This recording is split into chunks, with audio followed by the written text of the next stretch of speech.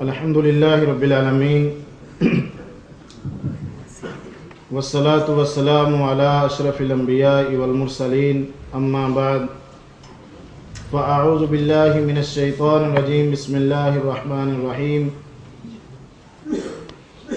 انا اعطیناک الکوثر فصل لربک وانحر ان شانئک هو الابتر۔ حضرات گرامی،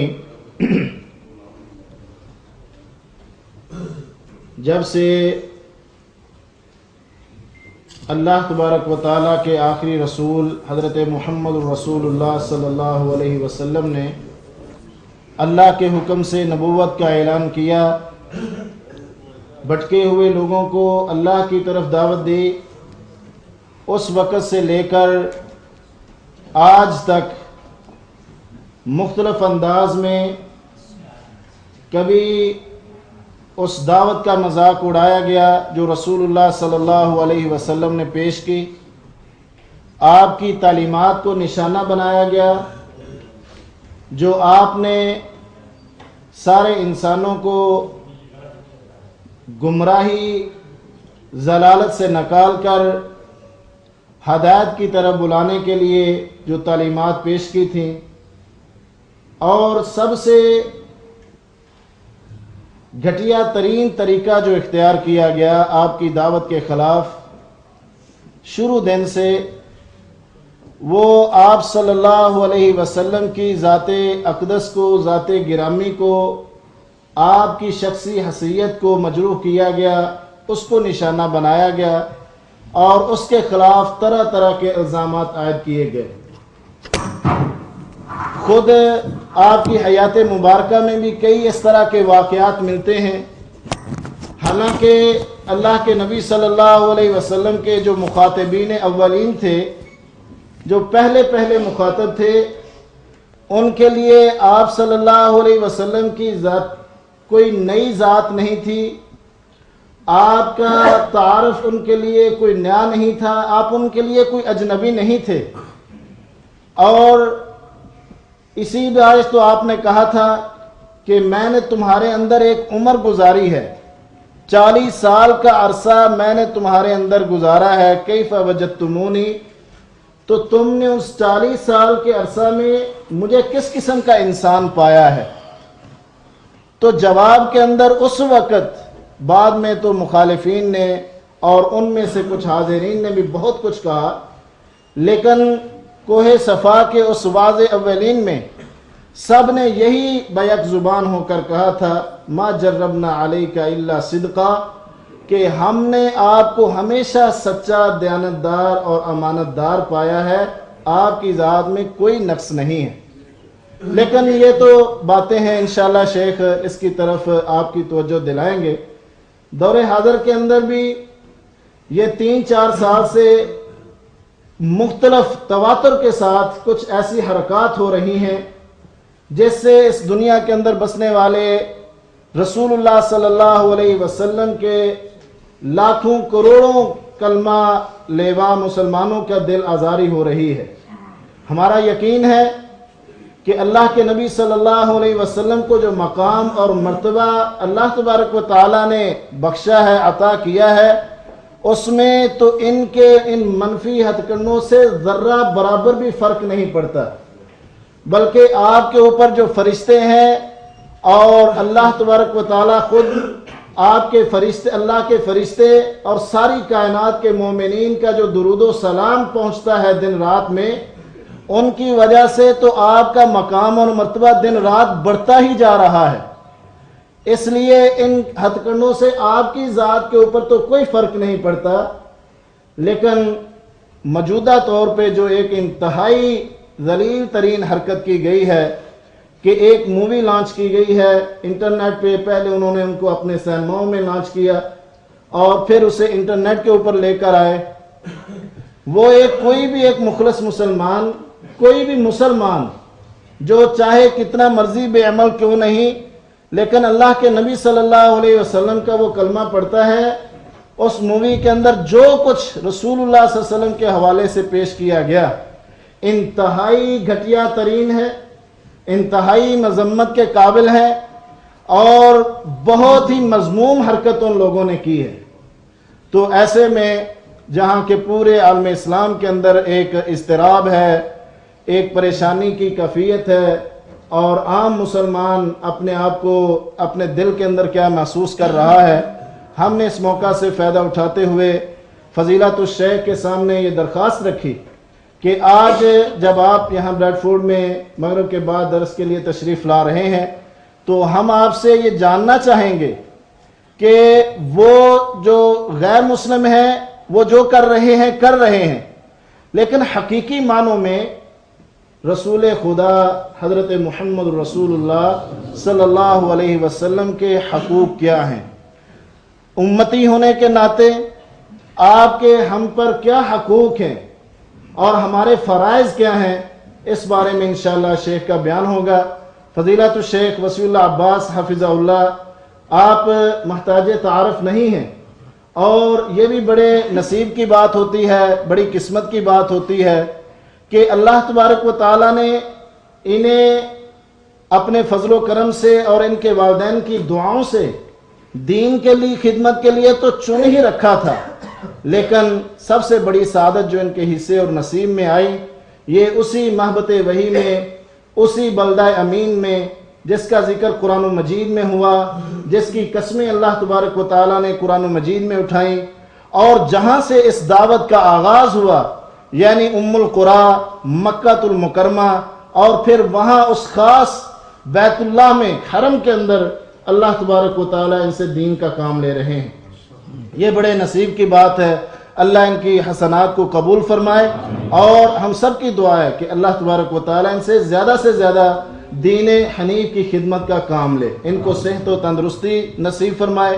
اب میں گزارش کرتا ہوں کہ فضیلت الشیخ وسیع اللہ عباس حفظہ اللہ حقوق مصطفیٰ صلی اللہ علیہ وسلم کے موضوع پر آپ حضرات سے بیان فرمائیں، اس کے بعد انشاءاللہ سوال و جواب کی نشست ہوگی۔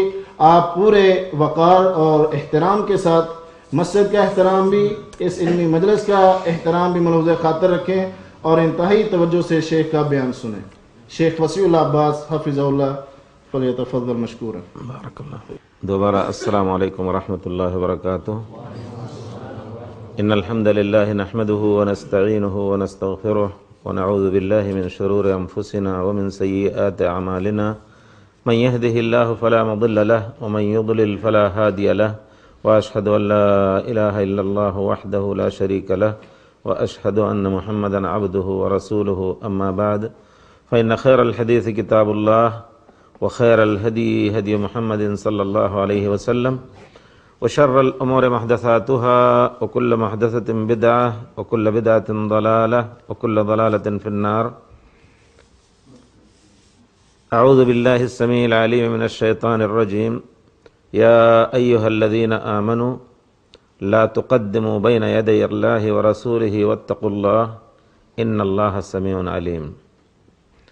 يا أيها الذين آمنوا لا ترفعوا أصواتكم فوق صوت النبي ولا تجهروا له بالقول كجهر بعضكم لبعض أن تحبط أعمالكم وأنتم لا تشعرون إن الذين يغضون أصواتهم عند رسول الله أولئك الذين امتحن الله قلوبهم للتقوى لهم مغفرة وأجر عظيم۔ سورہ حجرات کی آیتیں ہیں، ان آیتوں میں اللہ رب العزت نے ہم مسلمانوں کو بہت کچھ آداب سکھائے ہیں۔ سب سے پہلے آداب اجتماعیت اور معاشرت میں خود نبی کریم صلی اللہ علیہ وسلم سے متعلق، آپ کی ذات گرامی کے ادب سے متعلق اللہ تعالیٰ نے مسلمانوں کو ایمان کے حوالے سے یا ایھا الذین آمنو، گویا اگر تم مومن ہو جو ایمان لے آئے ہو کہ اللہ ایک ہے، رسول سچ ہیں، تو پھر تمہارا کام، تمہارا شیوہ یہ ہونا چاہیے لا تقدموا بین یدی اللہ ورسولہ، اللہ اور رسول کے آگے نہ بڑھو۔ اللہ اور رسول کے آگے نہ بڑھنے کا معاملہ اگر اس کی توضیح اور تفسیر کی جائے تو بہت ہی طول طلب ہے۔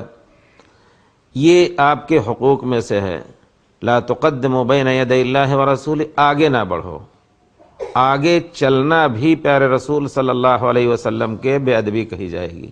صحابہ کرام رضوان اللہ علیہم اجمعین، جن کو اللہ تعالیٰ نے اپنے رسول مبارک اور سچے رسول کی صحبت کے لیے چنا، یقیناً وہ دنیا کی سب سے افضل قوم اور افضل امت رہے۔ نبی کریم صلی اللہ علیہ وسلم کے بعد ان کا درجہ، جنہوں نے ایک نظر پیارے رسول صلی اللہ علیہ وسلم پر ڈال لی، یا اللہ کے رسول نے بچپن میں بھی ان کو اگر آپ نے دیکھا تو ان کی زندگی کا مطالعہ کیجئے، آپ کی برکت سے یقیناً وہ اونچے سے اونچے اخلاق کے مالک رہے۔ ہم جب اصول حدیث میں جب صحابی کی تعریف کی جاتی ہے تو کہا جاتا ہے کہ جس نے پیارے رسول سے صحبت، پیارے رسول کے ساتھ صحبت ان کی رہی ہو، ساتھ رہے ہوں ایمان کی حالت میں، اور اسی ایمان کی حالت میں ان کا انتقال ہوا ہو، تو اس میں سب سے پہلے وہ بڑے صحابہ آتے ہیں جو باہوش تھے، بالغ تھے، نبی کریم صلی اللہ علیہ وسلم کو آپ کی ذات مبارک کے اور ذات رسالت کے ذریعے سے جانتے تھے، اور پھر آپ کی اتباع میں آگے آگے رہتے تھے۔ لیکن وہ صحابہ بھی داخل ہیں جن کو جو پیدا ہوئے چھوٹے تھے، پیارے رسول صلی اللہ علیہ وسلم کی خدمت میں ان کو دعا کے لیے پیدا ہونے کے بعد بھی لایا گیا، تو یہ کہا جاتا ہے کہ پیارے رسول کی نظر مبارک ان پر پڑی، تو اس معنی سے ان کو صحابہ کہا جائے گا۔ ان میں سے آپ ایک ایک کی تھیسسیں لکھ سکتے ہیں، اس میں ایک ایک کی سوانح حیات دیکھیں تو بفضل اللہ تعالی جس کو پیارے رسول نے دیکھا بچپن ہی میں، ان کی زندگی مثالی زندگی ہوا کرتی تھی۔ بہرحال اللہ تعالیٰ نے پیارے رسول کے صحابہ کو یہ ادب دلایا کہ آپ سے آگے نہ بڑھو، چلتے ہوئے بھی، راستہ چلتے ہوئے بھی پیارے رسول سے آگے بڑھنا بے ادبی شمار کی گئی، اور صحابہ کرام آپ کے پیچھے سر جھکا کر کے چلتے تھے۔ مسجدوں میں جب بیٹھتے تھے تو آپ کی بات کے لیے چپ بھی رہتے تھے پیارے رسول صلی اللہ علیہ وسلم، تو ایسی مجلس ہوتی تھی عام طور پہ جس کی توصیف اس طرح کی ہے کہ کأن علی رؤوسنا الطیر، گویا ہمارے سروں پر چڑیا بیٹھی ہوئی ہے، ذرا سا حرکت کی توڑ جائے گی، اس وجہ سے حرکت نہیں کرتے تھے، سبحان اللہ، اور نہ بولتے تھے۔ ہاں، پیارے رسول صلی اللہ علیہ وسلم جب کوئی سوال کرتے تھے تو معلوم بھی ہوتا تھا ان کو کہ یہ سوال، اس کا جواب یہ ہے، لیکن ادباً وہ عام طور پر آپ دیکھیے جہاں کہیں بھی اگر پیارے رسول نے کسی سے خصوصی طور پر نہیں پوچھا تو کہتے تھے اللہ و رسولہ عالم۔ وہ منظر حج کا، مکے میں جو آپ نے جو خطبہ دیا، منی میں جو آپ نے خطبہ دیا، مکے میں خطبہ دیا، اس میں بھی یہی کہا تھا کہ جانتے ہو یہ اتدرون ای یوم ھذا، یہ کون سا دن ہے؟ کہتے ہیں اللہ و رسولہ عالم۔ وہ جانتے تھے کہ یہ نحر اور قربانی کا دن ہے۔ اتدرون ای شہر ھذا، کون سا مہینہ ہے؟ اللہ و رسولہ عالم۔ کیونکہ وہ اپنی زندگی کو ہمیشہ متہم رکھتے تھے، زندگی بہت ہی ضلال مبین میں گزری تھی۔ هو الذی بعث فی الامین رسولا منہم یتلو علیہم آیاتہ ویزکیہم ویعلمہم الکتاب والحکمہ وان کانوا من قبل لفی ضلال مبین۔ کھلی گمراہی میں تھے، تو یہ سوچتے تھے کہ ہم اس کا نام، اس مکے اس دن کا نام قربانی کا دن رکھتے تھے، ہو سکتا ہے پیارے رسول دوسرا نام رکھیں، کیونکہ ہماری زندگی نئی شروع ہو رہی ہے، اس وجہ سے ہر چیز کو متہم رکھتے تھے اپنی، اور کہتے تھے اللہ و رسولہ عالم۔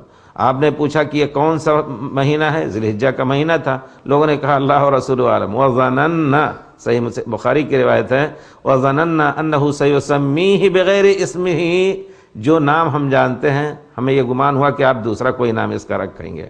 پھر آپ نے پوچھا کہ ایُّ بلد ھذا، کون سا یہ مہینہ، یہ شہر ہے، کون سی بستی ہے؟ تو صحابہ نے کہا اللہ و رسولہ عالم۔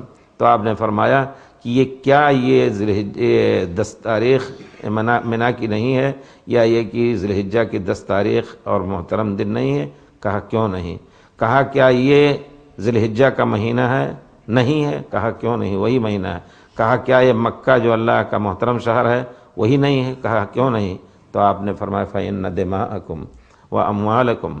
ایک دوسری روایت بخاری میں دماءکم و اموالکم، اور نسائی وغیرہ کی صحیح روایت میں زیادتی ہے جنہوں نے دوسرے صحابی نے نقل کیا، وہ اعراضکم، تمہارے خون اور تمہارے مال اور تمہاری آبرو اور عزت حرام علیکم کحرمت یومکم ھذا فی شہرکم ھذا فی بلدکم ھذا، ایک دوسرے کے اوپر حرام ہے، کسی کا کوئی خون نہیں بہا سکتا بغیر شرعی حق کے، کسی کا کوئی مال نہیں لے سکتا ہے بغیر رضامندی کے، اور کسی کی آبرو ریزی نہیں کر سکتا ہے، تو حرام علیکم کحرمت یومکم ھذا فی شہرکم ھذا فی بلدکم ھذا، جس طرح یہ محترم شہر ہے، مقدس شہر اور حرمت والا، جس طرح یہ حرمت والا مہینہ ہے، جس طرح یہ حرمت والا دن ہے۔ تو کہنے کا مطلب ہے کہ صحابہ کرام آگے نہیں بڑھتے تھے، لا تقدموا بین یدی اللہ ورسولہ، اور پھر توقیر اور تعظیم کا یہ منظر مجلس مبارکہ کی حرکت نہیں کرتے تھے، بولتے نہیں تھے۔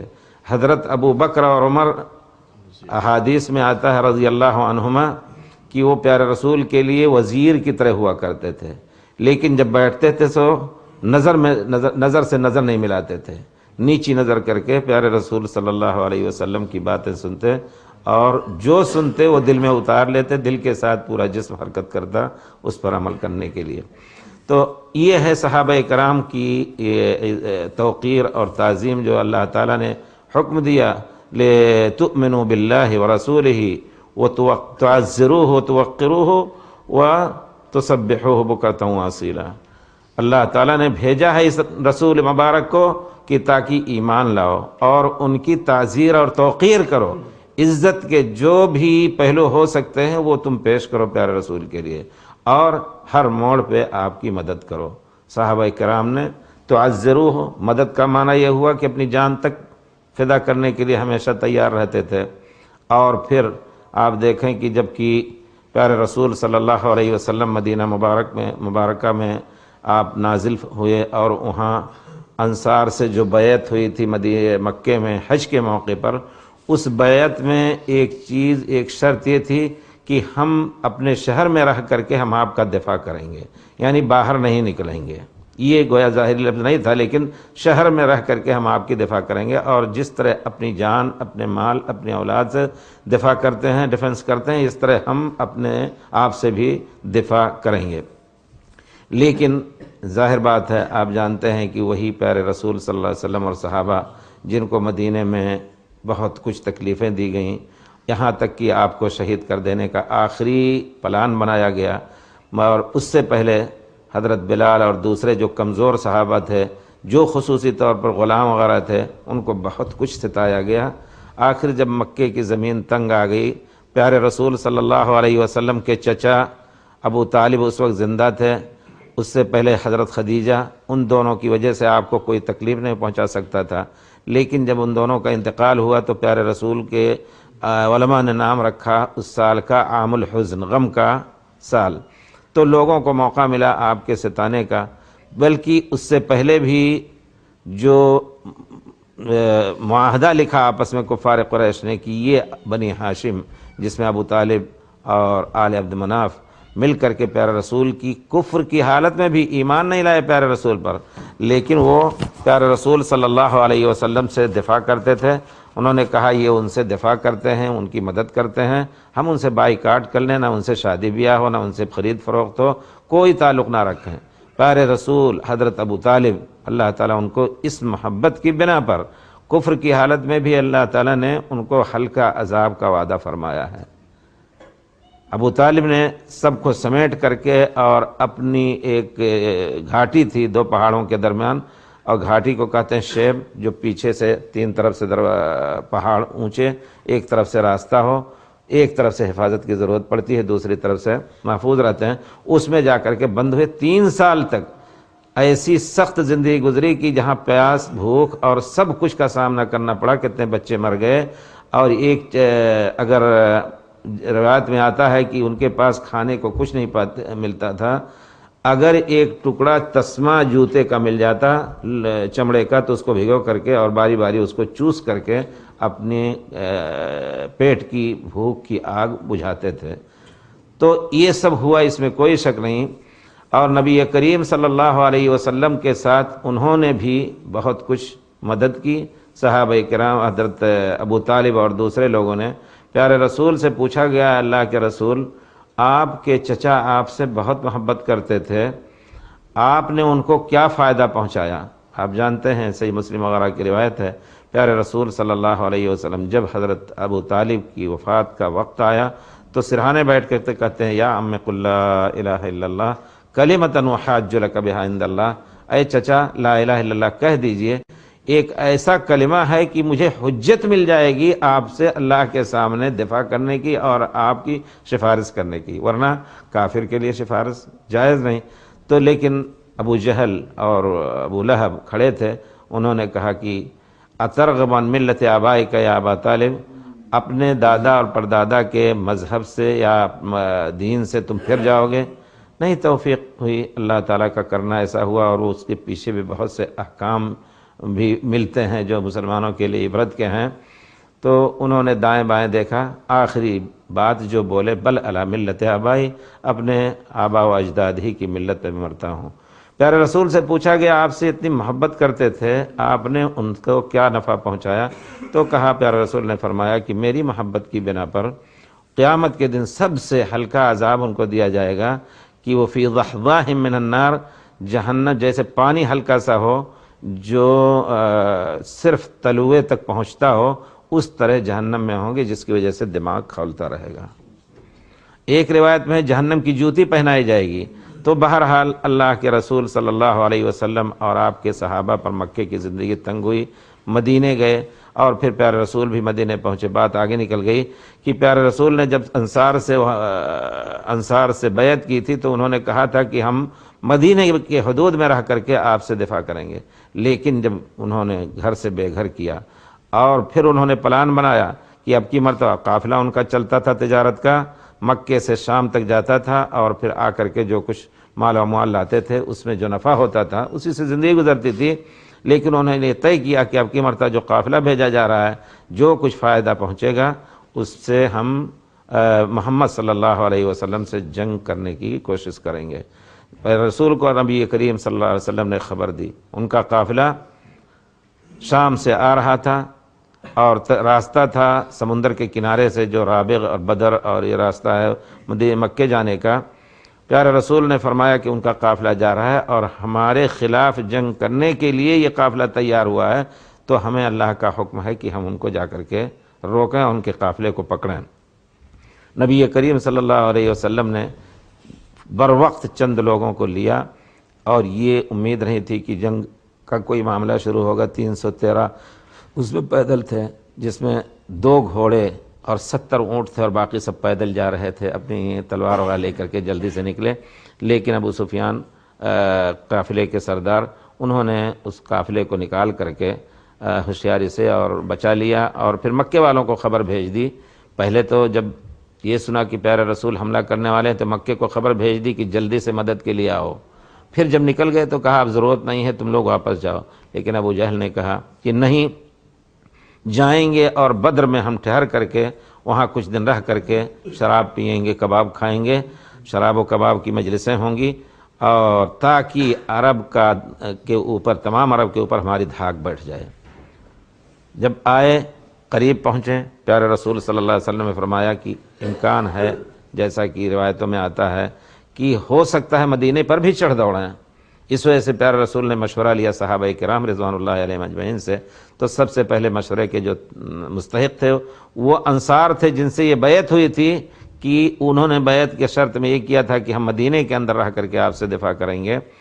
پیارے رسول نے حضرت جب مخاطب کیا کہ کیا کیا جائے، اشیروا علی ایھا الناس، لوگوں مجھے مشورہ دو، کیا کریں؟ اللہ تعالیٰ نے حکم دیا ہے کہ ایسے موقع پر وشاورھم فی الامر، لوگوں سے مشورہ لیجئے۔ اللہ تعالیٰ کی طرف سے آپ کو وحی آتی ہے، لیکن مشورہ ایک اہم چیز ہے، بہرحال کئی مصلحتیں اس سے متعلق ہیں۔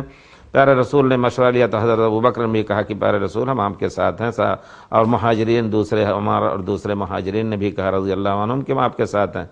تو سعد بن معاذ کہتے ہیں کہ اللہ کے رسول لگتا ہے کہ آپ ہم لوگوں کو مخاطب کر کے پوچھنا چاہتے ہیں۔ تو کہا ہاں، میرا مقصد آپ ہی لوگ ہیں۔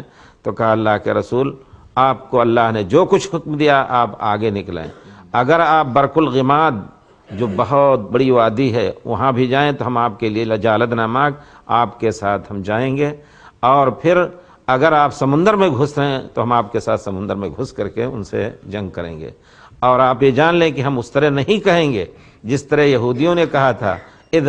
حضرت موسیٰ علیہ السلام کو حکم ہوا جنگ کا، تو انہوں نے کہا اذهب انت وربك فقاتلا انا هاهنا قاعدون، تم اور تمہارے رب جاؤ، ہم یہاں بیٹھے، ہم نہیں جائیں گے۔ اس طرح ہم نہیں کہیں گے، بل نقول اذهب انت وربك فقاتلا انا معكما مقاتلون، اللہ اور رسول آپ چلیں، ہم آپ کے ساتھ جہاد کرنے والے ہیں۔ تو صحابہ اپنی جان کو بھی چھڑکتے تھے پیارے رسول صلی اللہ علیہ وسلم پر۔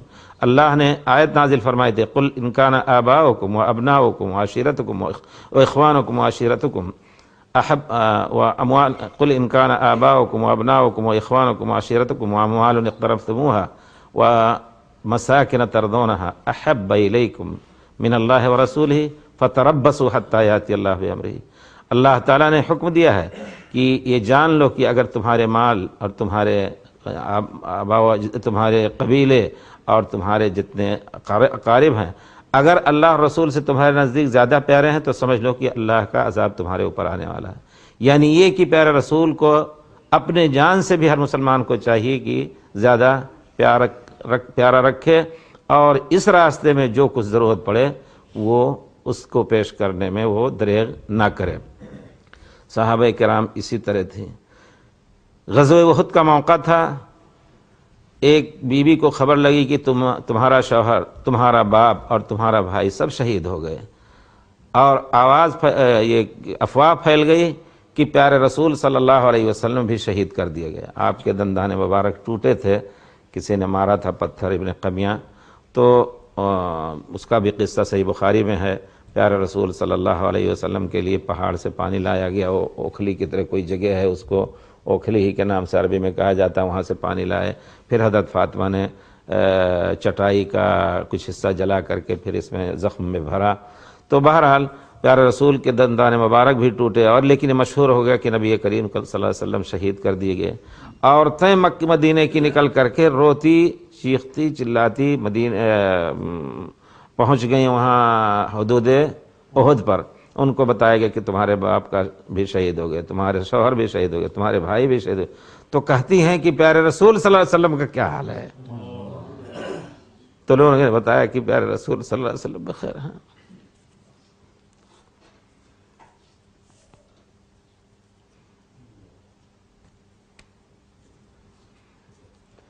کہتی ہیں، ان کو بتایا گیا کہ پیارے رسول صلی اللہ علیہ وسلم بخیر ہیں۔ کہتی ہیں کل مصیبت بعدہ جلل، پیارے رسول کے بعد تمام مصیبتیں ہلکی ہیں، کوئی مصیبت نہیں۔ جی بسم اللہ۔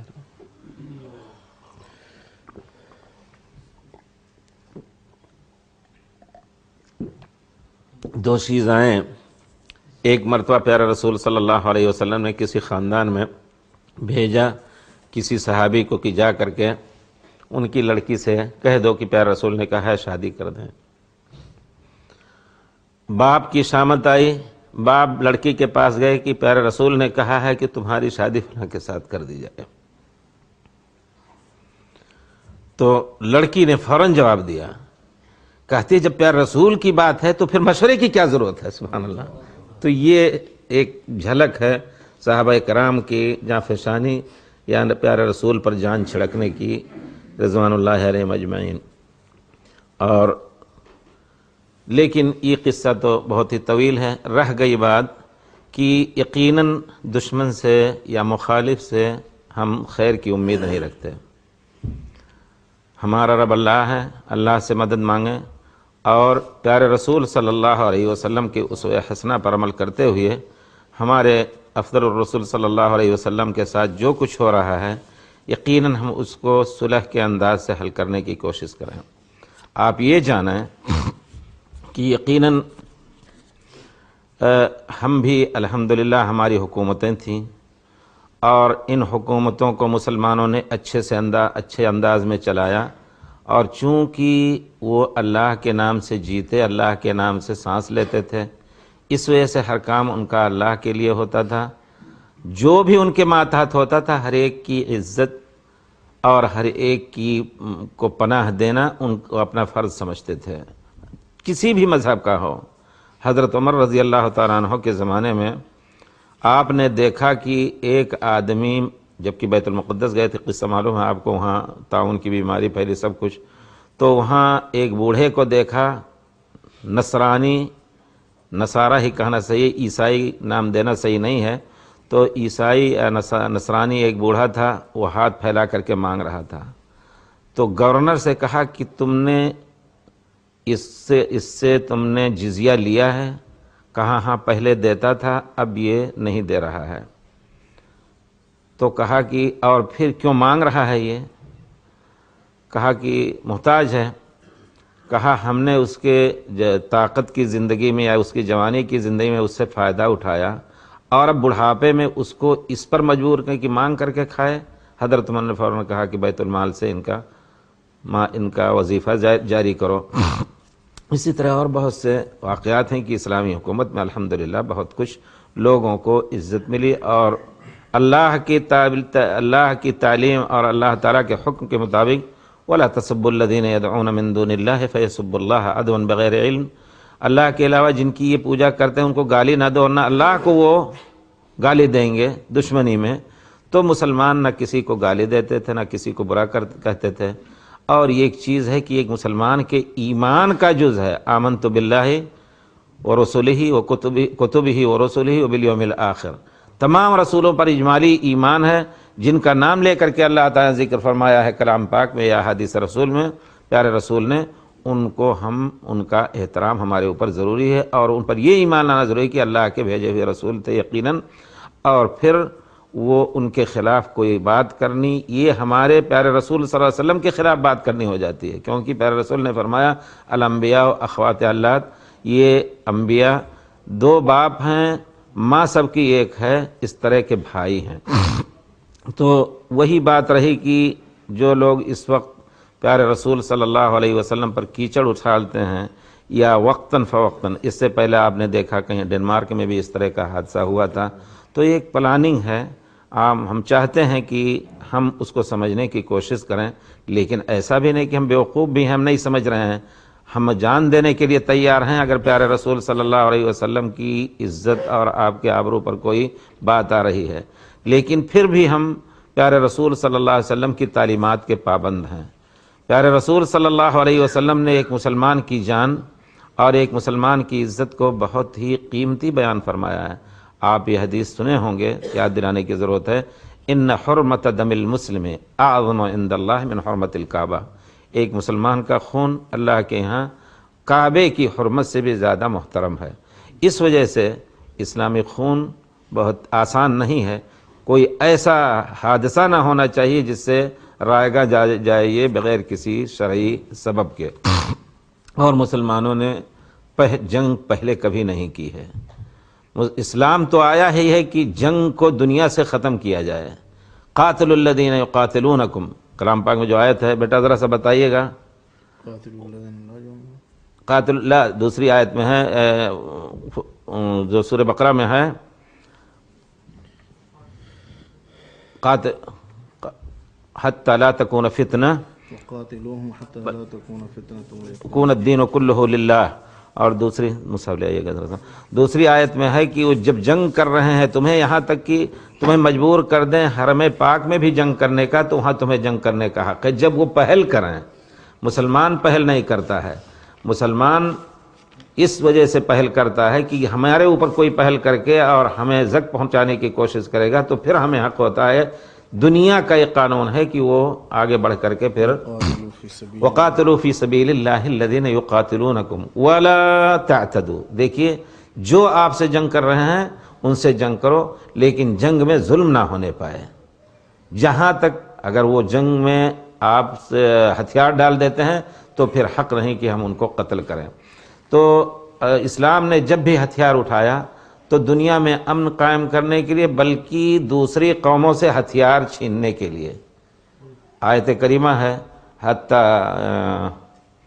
حتی تضع الحرب اوزارہا، جنگ کرو تاکہ جنگ اپنے ہتھیار کو ڈال دے، یعنی گویا دنیا سے ہتھیار چھین کر کے اور سب کو بغیر ہتھیار کر کے امن کا پیغام دیا جائے۔ یہ ہے اسلام کا پیغام، جس کو سمجھتے ہیں، جانتے ہیں جو لوگ پڑھتے ہیں، اور یہی طریقہ رہا ہے تمام اسلامی ملکوں میں الحمدللہ جب بھی اگرچہ طوائف الملوکی ہو چکی تھی، اندلس میں دوسرا کوئی حاکم تھا، خلیفہ تھا، بغداد میں کوئی دوسرا تھا، حجاز میں کوئی دوسرا تھا، لیکن سب کا طریقہ یہی تھا کہ پہلے انہوں نے جنگ نہیں کیا، لیکن جنگ ہوئی تو اللہ کے فضل سے آگے بڑھے، اور وہ پوری دنیا کا قانون ہے کہ آپ کو دفاع کا حق ہے، اور پھر انہوں نے ظلم نہیں کیا۔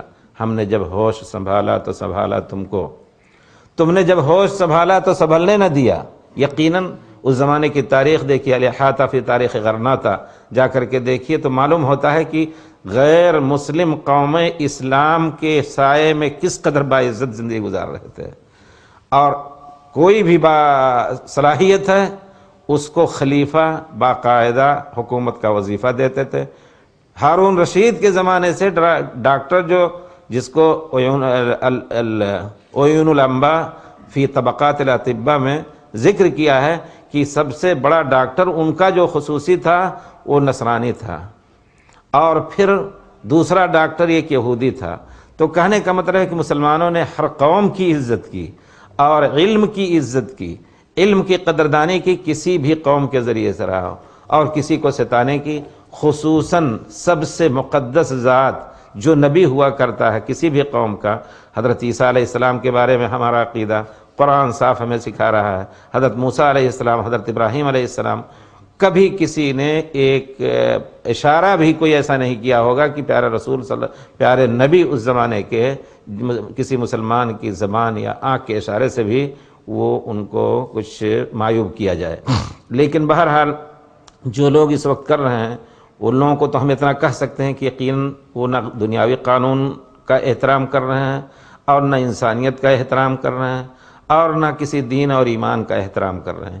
اس وجہ سے ایسے لوگوں کو مجبور سمجھنا چاہیے، ایسے لوگوں کو مجبور سمجھنا چاہیے۔ زیادہ سے زیادہ یہ کر سکتے ہیں آپ کہ مطالبہ کریں، جو لوگ ایسے ملکوں میں جی رہے ہیں صلح سپاٹے کے ساتھ مطالبہ ہو کہ ان کی اس کارکردگی یا اس برے کام کا بدلہ ان کو دیا جائے، اور پھر اس کے پیچھے اگر ہم بہت کچھ توڑ پھوڑ جیسے کہ ذکر کیا گیا، یقیناً یہ شرعی چیز نہیں۔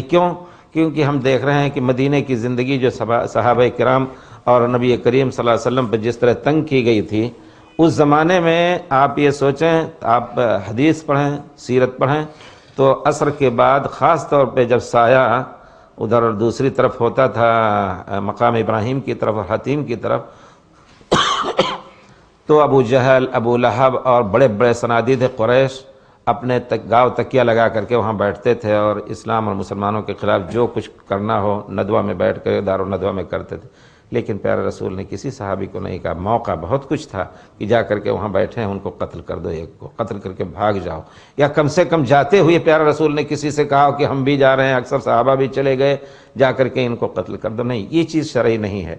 اور پھر دوسرے آج کل جو بہت سی ٹیمیں بن رہی ہیں مسلمانوں میں، بنی ہیں یا کام کر رہی ہیں اس نام سے کہ ہم جہاد کر رہے ہیں، کھل کر کے اگر نام لیا جائے تو بہت سی ٹیمیں مسلمانوں کی ایسی ہیں جنہوں نے جہاد کے نام سے مسلمانوں کو بہت کچھ نقصان پہنچایا۔ اور میں اگر یاد دلاؤں تو میں نے ان کے ذمہ داروں سے بھی بات کی تھی، آج سے 18-20 سال پہلے حرم پاک میں فتویٰ کے لیے بیٹھتا تھا، تو کشمیر کے لوگ آتے تھے، حالات سننے میں جو کچھ آتے تھے اس کی روشنی میں نے پوچھا کیا حال ہے، تو رو کر کے ایک حاجی نے کہا کہ ہماری بچی خود اٹھا لی گئی۔ وہ لوگ آتے ہیں اس نام سے، 6 لاکھ فوج وہاں ہے باقاعدہ مسلح فوج، تو کہتے ہیں وہ لوگ اس نام سے آتے ہیں کہ یہاں مجاہدین طیبہ والے یا فلاں چھپے ہوئے ہیں، گھستے ہیں گھر میں اور بچیوں کو اٹھا لے جاتے ہیں۔ ہماری زعفران کی کھیتیاں تیار ہوتی ہیں، اس پہ ہلکا سا کچھ ڈال دیا بم اور وہ سب ضائع ہو گیا۔ ایک دم بیچارے فقیر غریب ہو گئے، رو رہا تھا۔ تو ان سے ہم نے خود بات کی تھی، اللہ تعالیٰ ان کو محفوظ رکھے اور صحیح سمجھ دے۔ ہم نے کہا یہ چیز نقصان دہ ہے، کہتے نہیں بہرحال کچھ تو قربانی دینی پڑے گی۔ تو اس قسم کے حوادث جو کیے جا رہے ہیں، ٹیمیں بنائی جا رہی ہیں، جمعیتیں بنائی جا رہی ہیں، یہ بھی غیر شرعی ہیں۔ آپ سب سے پہلے شرعی طریقہ یہ ہے کہ مسلمانوں کے دلوں میں ایمان کو بوئیں، ایمان کی کھیتی بوئیں، ایمان کو تازہ کریں، ایمان قوی ہو، اور ان کی تربیت اس طرح کی ہو کہ آہستہ آہستہ اللہ کے فضل سے کوئی ایک دل ہو کر کے، اور پھر اللہ کی مدد کے مستحق ہو کر کے پھر کوئی کام کریں تبھی یہ چیز شرعی بن سکتی. اکا دکا یا 10 آدمی 50 آدمی کی ٹیم بنا کر کے اور گھس کر کے کسی طرح چپکے سے ایک ڈھیلا پھینکیے، اس کے نقصان، اس کے بدلے آپ کو کتنا بستیاں جلا دیتے ہیں، سب کچھ ہوتا ہے. تو یہ چیز شرعی نہیں رہی ہے. تو میں صرف اشارہ کرنا چاہتا ہوں کہ ایسے موقع پر یقیناً دل کھول جاتا ہے، خون پکنے لگتا ہے، لیکن کیا کیا جائے کہ پیارے رسول صلی اللہ علیہ وسلم کا ادب، آپ کی توقیر، آپ کی سیرت ہمارے سامنے ہے. ہمیں وہی کچھ کرنا چاہیے جس میں اسلام اور مسلمانوں کا فائدہ ہو. ٹھیک ہے، اب اس کو بھی اگر بہت باریک نقطۂ نظر سے دیکھا جائے تو نکل کر کے ریلی میلی یہ سب شرعی چیز نہیں ہے، لیکن بہرحال اگر ایسی چیز ہو رہی ہے تو اس میں گھروں کو جلانا، کسی کو ناحق ایک شخص کو آپ پالیں جو بیچارہ یعنی اس میں اس کا کوئی حصہ نہیں، اس کو قتل کر ڈالیں یا اور کچھ ہو، کسی کی گاڑی توڑیں، تو یہ شرعی چیز ہرگز نہیں ہے. بات آگے نکل رہی ہے. تو کہنے کا مطلب ہے کہ نبی کریم صلی اللہ علیہ وسلم کی توقیر اور تعزیر کا معنی. وہ آگے ایک چیز میں اور کہنا چاہتا تھا، یہ کہ اسلامی حکومت میں یہ فیصلہ کیا گیا ہے کہ اگر پیارے رسول کو کوئی گالی دے رہا ہے تو اس کو پہلے توبہ اس سے لی جائے گی. اگر وہ مسلمانوں کے عہد و پیمان میں ہے تو وہ عہد و پیمان اس کا ٹوٹ گیا. اگر وہ تجدید کرنا چاہتا ہے اور صحیح راستے پہ آ رہا ہے تو اس کی تجدید کی جائے گی، ورنہ اس کو قتل کر دیا جائے گا. یہ اصل یقیناً قتل یعنی سرکاری سطح پر قتل کر دیا جائے گا، لیکن معاملہ کچھ اور ہے، آپ سمجھتے ہیں. تو اس وجہ سے اور پھر اگر مسلمان ہے تو اس کو بھی توبہ سے گزارا جائے گا، نہیں تو اس کو قتل کرے. کوئی بھی ہو جو پیارے رسول صلی اللہ علیہ وسلم کو کوئی ایسی بات کہہ رہا ہے جس سے پیارے رسول کی حد تک ہو رہی ہے. علامہ ابن تیمیہ، پیارے رسول حضرت ابن تیمیہ کے زمانے 661 میں ان کی ولادت ہوئی اور 728 میں وفات ہوئی. اس درمیان کوئی یہودی تھا ابن نغریلہ، اس نے گالی دے دی تھی پیارے رسول کو، تو انہوں نے چند گھنٹوں میں ایک کتاب لکھی، الصارم المسلول علی شاتم الرسول، ننگی تلوار جو پیارے رسول کو گالی دے رہا ہے. لیکن یہ اس وقت ہے جبکہ آپ کے ہاتھ میں اختیار ہو، آپ کچھ کر سکتے. اب اختیار جو کچھ ہے ہمارا حق ہے کہ ہم ان لوگوں سے طلب کریں جو ایسے لوگوں کو پناہ دے رہے ہیں. لیکن اب کیا کیا جائے؟ پورے دنیا کے فسادی آ کر کے پناہ لے رہے ہیں اور وہاں سے فساد کر رہے ہیں، تو کہاں تک آپ کیا کچھ کر سکتے ہیں؟ لیکن اگر قانون اجازت دے رہا ہے تو ان سے کہا جائے کہ ایسے لوگوں کو پابند کیا جائے اور آئندہ ایسی چیزیں نہ ہونے پائے. دوسری بات جو اہم میں یہ کہنا چاہتا ہوں، لا تقدموا بین یدی اللہ ورسولہ واتقوا اللہ ان اللہ سمیع علیم. ذرا سے یاد دلائی لا تقدموا کی تفسیر آگے چل کر کے یا ایھا الذین آمنوا لا ترفعوا اصواتکم فوق صوت النبی. ادب رسول کا تقاضا یہ ہے کہ پیارے رسول کی آواز سے اونچی آواز نہ کرو آپ کی زندگی میں. روایتوں میں آیا ہے کہ اس آیت کا سبب نزول یہ ہے کہ کچھ بدو لوگ آیا کرتے تھے، اور حدیث شریف میں من سکن البادیۃ جفا، جو دیہات میں رہے گا، علم تعلیم سے ذرا سا اور تہذیب سے دور رہتا ہے تو ذرا سخت عمل اور سخت دل ہوتا ہے. من سکن البادیۃ جفا، تو آتے اور کہتے یا محمد یا محمد، آپ کے ازواج مطہرات کے حجرات کے پیچھے سے آواز دیتے جاتے تھے. جس طرح عام آدمی ایک دوسرے کو پکارتا ہے اس طرح وہ پکارتے تھے. تو اللہ تعالیٰ نے عدد دیا، کہا لا ترفعوا اصواتکم فوق صوت النبی ولا تجہروا لہ بالقول، پیارے رسول کی آواز سے اونچی آواز نہ کرو اور ان کے لیے اور اونچی آواز سے ان کو پکارو بھی نہیں. ولا تجہروا لہ بالقول کجہر بعضکم لبعض، جس طرح ایک دوسرے کو پکارتے ہو، ان تحبط اعمالکم وانتم لا تشعرون، تمہیں خبر بھی نہیں ہوگی، تمہارے اعمال سب بیکار ہو جائیں گے. تو یہ بہت بڑی چیز ہے. جس طرح شرک کا معاملہ ہے، شرک سے اللہ تعالیٰ نے فرمایا ہے، یہاں تک کہ تمام انبیاء کو ایک آیت کریمہ ہے وَلَقَدْ أُوحِيَ إِلَيْكَ وَإِلَى الَّذِينَ مِن قَبْلِكَ لَئِنْ أَشْرَكْتَ لَيَحْبَطَنَّ عَمَلُكَ. اے پیارے رسول، آپ کو یہ وحی کی جا رہی ہے، آپ سے پہلے ہر نبی کو فردن فردن کہا گیا. فردن فردن کا ترجمہ اس طرح کیا جائے گا، لَئِنْ أَشْرَكْتَ، وہاں نہیں کہا اللہ تعالیٰ لَئِنْ أَشْرَكْتُمْ، تم سب اگر شرک کرو نہیں، تو ہر ایک سے فردن فردن کہا گیا، یا نوح یا ابراہیم یا لوط یا شعیب یا صالح، لئن اشرکت، ہر ایک سے الگ الگ کہا گیا تھا کہ اگر آپ نے شرک کیا لیحبطن عملک، آپ کے تمام اعمال بیکار ہو جائیں گے. گویا یہ شرک کی طرح ہے کہ پیارے رسول سے بے ادبی کی جائے، پیارے رسول کی آواز کے اوپر آواز کی جائے، یہ بھی ہمارے عمل کے ساقط ہونے کا خطرہ. ان تحبط اعمالکم وانتم لا تشعرون. حضرت عمر رضی اللہ تعالی، یہ زندگی میں بھی ہے اور پھر آپ کی وفات کے بعد بھی صحابہ نے یہی ادب محفوظ رکھا پیارے رسول کی ذات مبارک کے ساتھ۔ کچھ لوگ آئے یمن سے اور مسجد مبارک میں اونچی آواز سے بول رہے تھے، تو حضرت عمر نے کہا کہ تم لوگ کہاں سے آئے ہو؟ تمہیں نہیں معلوم کہ اتنی اونچی آواز پیارے رسول کی آواز کے اوپر کرنا جائز نہیں ہے، کہاں سے آئے ہو؟ کہا کہ ہم یمن سے آئے ہیں۔ کہتے ہیں لو کنتم من اہل المدینہ لاوجعتکم ضربا، اگر تم مدینے کے ہوتے تو تمہیں میں اچھی سزا دیتا۔ تو کہنے کا مطلب ہے کہ دور تھے، معذور ہو، نہیں جانتے ہو، تو ادب رسول صلی اللہ علیہ وسلم کا یہ تقاضا۔ لیکن ہم آگے چل کر کے سب سے اہم جو بات کہیں گے لا تقدموا بین یدی اللہ ورسولہ کی تفسیر میں، کہ ہم مسلمان تو ہیں، جس میں یہ جذبہ بھی بہت ہی مبارک ہے کہ شراب پینے والا مسلمان بھی پیارے رسول کے خلاف کوئی چیز نہیں سن سکتا۔ یہ باعث عزت ہے پیارے رسول کے لیے، اور ہم بھی اس پہ فخر کریں گے کہ ہمارا ایک ایسا آدمی جو نماز بھی نہیں پڑھتا لیکن پیارے رسول کے خلاف نہیں سن سکتا۔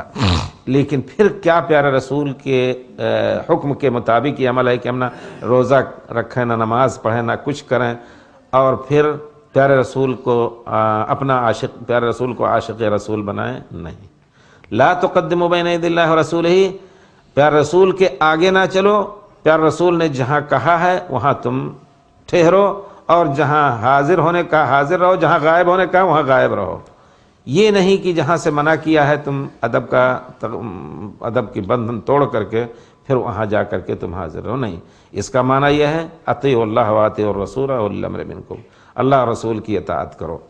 اور پھر سب سے پہلے جو چیز داخل ہوتی ہے لا تقدموا بین یدی اللہ ورسولہ میں، اللہ اور رسول سے آگے نہ بڑھو، دین میں جو نئی بدعتیں ایجاد کی جا رہی ہیں۔ ہماری قوم مسلم دین کے نام سے بہت کچھ بدعتیں ایجاد کر بیٹھی ہوئی ہے، اور اچھی سمجھ کر کے کہ یہ بھی تو دین ہی کی بات ہے۔ کوئی بھی مرحلہ ایسا نہیں ہے، بچہ پیدا ہوا اور جنازہ ہو رہا ہے، ان سب میں بھی نئی نئی بدعتیں نکالی جا رہی ہیں۔ پیارے رسول کے خطبوں میں ہمیشہ ہی ہوا کرتا تھا فإن خیر الحدیث کتاب اللہ، سب سے اچھی بات اللہ کی کتاب، و خیر الہدی ہدی محمد صلی اللہ علیہ وسلم، سب سے اچھا طریقہ جس سے ہدایت لی جا سکتی ہے وہ پیارے رسول کا طریقہ ہے۔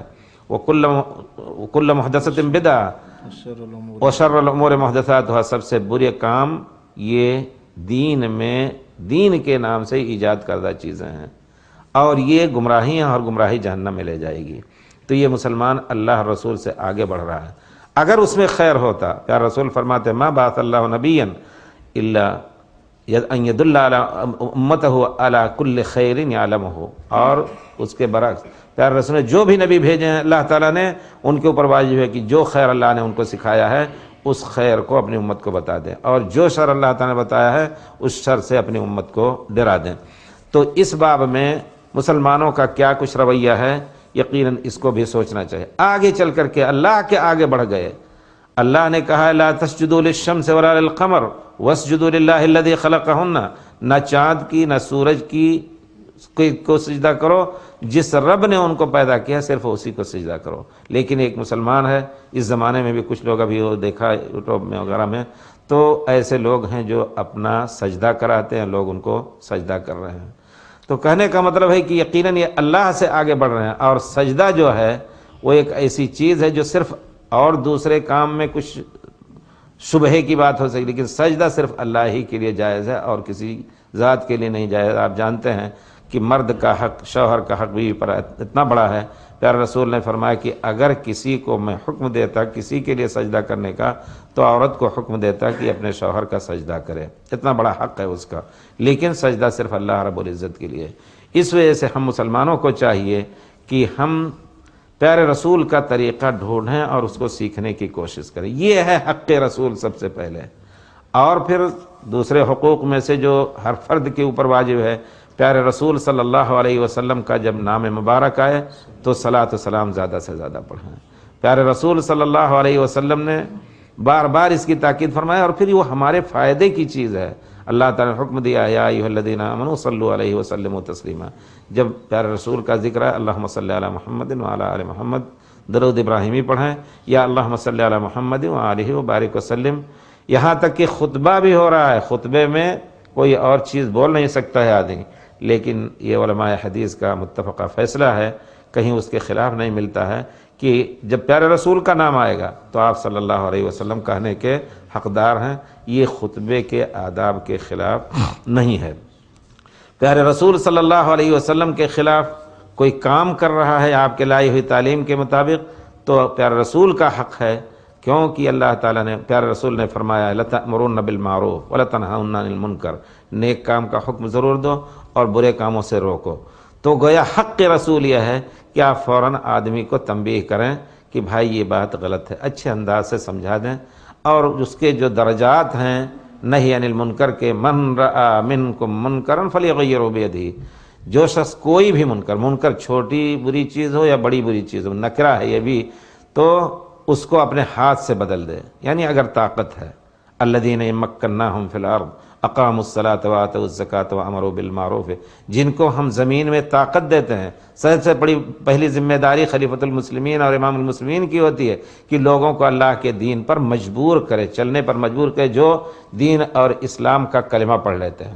کافر ہے، اس کے اوپر واجب نہیں، لیکن جو شخص اسلام لے آیا اس کے اوپر واجب ہے کہ امیر المومنین اس کو مجبور کرے اور ان کی نگرانی کرے۔ اگر کوئی نماز نہیں پڑھ رہا ہے تو نماز پڑھائے، زکوٰۃ نہیں دے رہا ہے تو اس سے زبردستی زکوٰۃ لینا ہے۔ پیارے رسول صلی اللہ علیہ وسلم نے فرمایا ہے کہ یہ زکوٰۃ ایسی چیز ہے، من آتاہا معتجرا، اجر سمجھتے ہوئے خوشی خوشی جو دے دے گا تو ہم اس سے قبول کر لیں گے، ومن منعہا، جو اس کو روکے گا فإنا آخذوها وشطر مالہ عزمۃ من عزمات ربنا، اگر کوئی اس کو روکے گا تو ہم اس سے زکوٰۃ تو زبردستی لیں گے اور مزید تادیبی کارروائی کے لیے اس سے کچھ اور زبردستی لیں گے، یہ اللہ کی طرف سے واجب ہے۔ تو گویا امیر المومنین، پھر اس کے بعد ہم میں سے ہر ایک، کلکم راعٍ وکلکم مسئول عن رعیتہ، ہم میں سے ہر ایک چرواہا ہے۔ جس طرح ریوڑ اگر کسی کے کھیت میں جا پڑے کھانے لگے تو لوگ ریوڑوں کو گالی نہیں دیں، ہاں ہو سکتا ہے غصے میں کوئی مارے اس وجہ سے کہ اس کو برا لگے گا، لیکن اصل صاحب لائق ملامت وہ شخص ہے جو ریوڑ کی حفاظت کرتا ہے۔ اگر وہ چھوڑ دے رہا ہے، کسی کی کا نقصان کر رہا ہے تو یقیناً گناہگار وہ شخص ہوگا۔ اسی طرح کلکم راع وکلکم مسئول عن رعیتہ، الرجل راع علی اہل بیتہ، پیارے رسول نے فرمایا کہ آدمی اپنے گھر والوں کا چرواہا ہے۔ بیوی ہے، اس کو بھی آپ کو صلاۃ زکوٰۃ اور جو واجبی چیز اس کے اوپر ہے، جس کی طاقت اس کو ہے، اس کو بجا لانا فرض اللہ کی طرف سے، اور شوہر کے اوپر واجب ہے کہ اس کو زبردستی ادا کرائے۔ اور پھر اولاد ہیں، آپ جانتے ہیں ہم ان کے لیے کیا کچھ کر رہے ہیں، اولاد کی تربیت کا مسئلہ بہت ہی اہم ہے۔ پیارے رسول صلی اللہ علیہ وسلم نے فرمایا مروا اولادکم بالصلاۃ وہم ابناء 7، بچوں کو حکم دو 7 سال کے جب ہو جائیں تو صلاۃ پڑھیں، اور جب 10 سال کے ہو جائیں نہ پڑھیں تو ان کو مارو۔ ہاں کچھ لوگوں کے یہاں مارنا بہت بڑا جرم ہے، نہیں، یہ چیز ہے تربیت کا پرانا جو طریقہ رہا ہے وہی اب بھی، لیکن جیسے ہے کسی شاعر نے کہا ہے عربی کے فَقَسَى لِيَزْدَجِرُوا وَمَن يَكُ حَازِمًا فَلْيَقْسُ أَحْيَانًا عَلَى مَن يَرْحَمُ، کبھی سختی بھی کرنی پڑتی ہے جن پر ہم رحمت اور شفقت برتتے ہیں، اور جو شخص باقاعدہ عقل رکھتا ہے تو کبھی کبھی اپنے ماتحت پر اس کو سختی بھی کرنی چاہیے۔ تو اس انداز سے یہ نہیں کہ مار مار کر کے ان کی ہڈی توڑ دو اور کچھ نہیں، بچوں کو ذرا سا اشارہ، کبھی کبھی اس مار کے بجائے گھور کے دیکھنا بھی کافی ہوگا۔ تو کہنے کا مطلب یہ ہے کہ ہم پیارے رسول صلی اللہ علیہ وسلم کے حقوق میں سے ہے کہ ہم سب سے پہلے پیارے رسول صلی اللہ علیہ وسلم کے تابعدار ہو کر کے چلیں، اور ہمارے ماتحت جو ہیں ان کو اس پر چلانے کی کوشش کریں۔ اس ضمن میں تربیت اولاد کا مسئلہ بہت ہی اہم آ رہا ہے، اور سب سے زیادہ اہمیت اس وقت ہو جاتی ہے جبکہ اس ملک میں مسلمان ایسے ملک میں جی رہے ہیں جہاں بچے کو یہ آزادی دی جاتی ہے کہ نہیں تم ماں باپ کے خلاف بھی کمپلین کر سکتے ہو، نہیں، بچوں کو اس طرح پالا جائے کہ وہ ماں باپ کا احترام کریں، اور پھر اللہ اور رسول کے دین پر ان کو چلا کر کے پھر کسی اور دوسری طرف چھوڑا جائے۔ سب سے پہلے ہمارا یہ طریقہ ہونا چاہیے کہ بچے کو سرکاری اسکول میں بھیجنے سے پہلے کچھ ایسا انتظام کریں، کماتے ہیں ہم، پیسے کماتے ہیں بچوں ہی کے لیے، تو ایسا انتظام کریں ہر محلے میں کہ چھوٹے بچے پہلے قرآن سیکھ لیں اور دین کے آداب سیکھ لیں، پھر ان کو اسکولوں میں بھیجا جائے تاکہ گمراہ نہ ہونے پائیں۔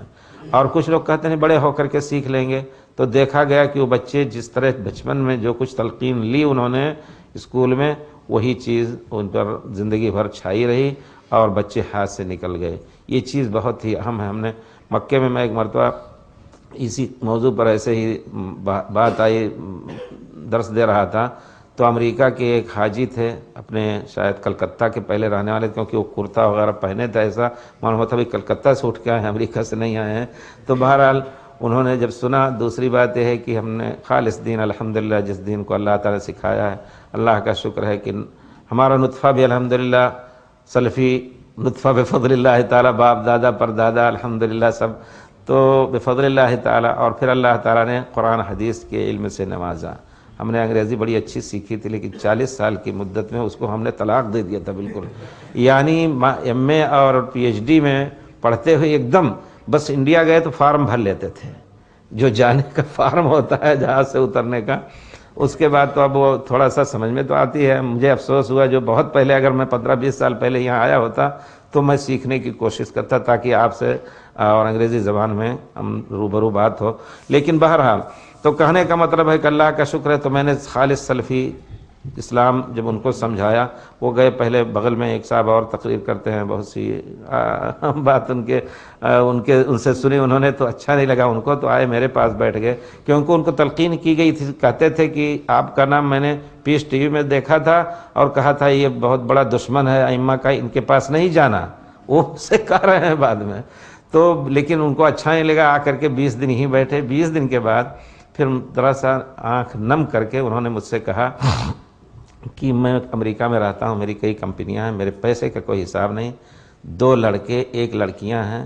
حالت یہ ہے کہ لڑکی 2-1 جتنے اپنے فرینڈز کو لا کر کے اپنے پورشن میں جا کر کے ہمارے سامنے گیٹ سے گھستی ہے، رات گزارتی، ہم کچھ نہیں کر سکتے. آپ بتائیے میں کیا کروں؟ اور ہم نے بہت کچھ خرچ کیا میلاد وغیرہ پر، لاکھوں کروڑوں، ہمارے پاس پیسے کا کوئی حساب نہیں، ایسے ہی کہتے ہیں.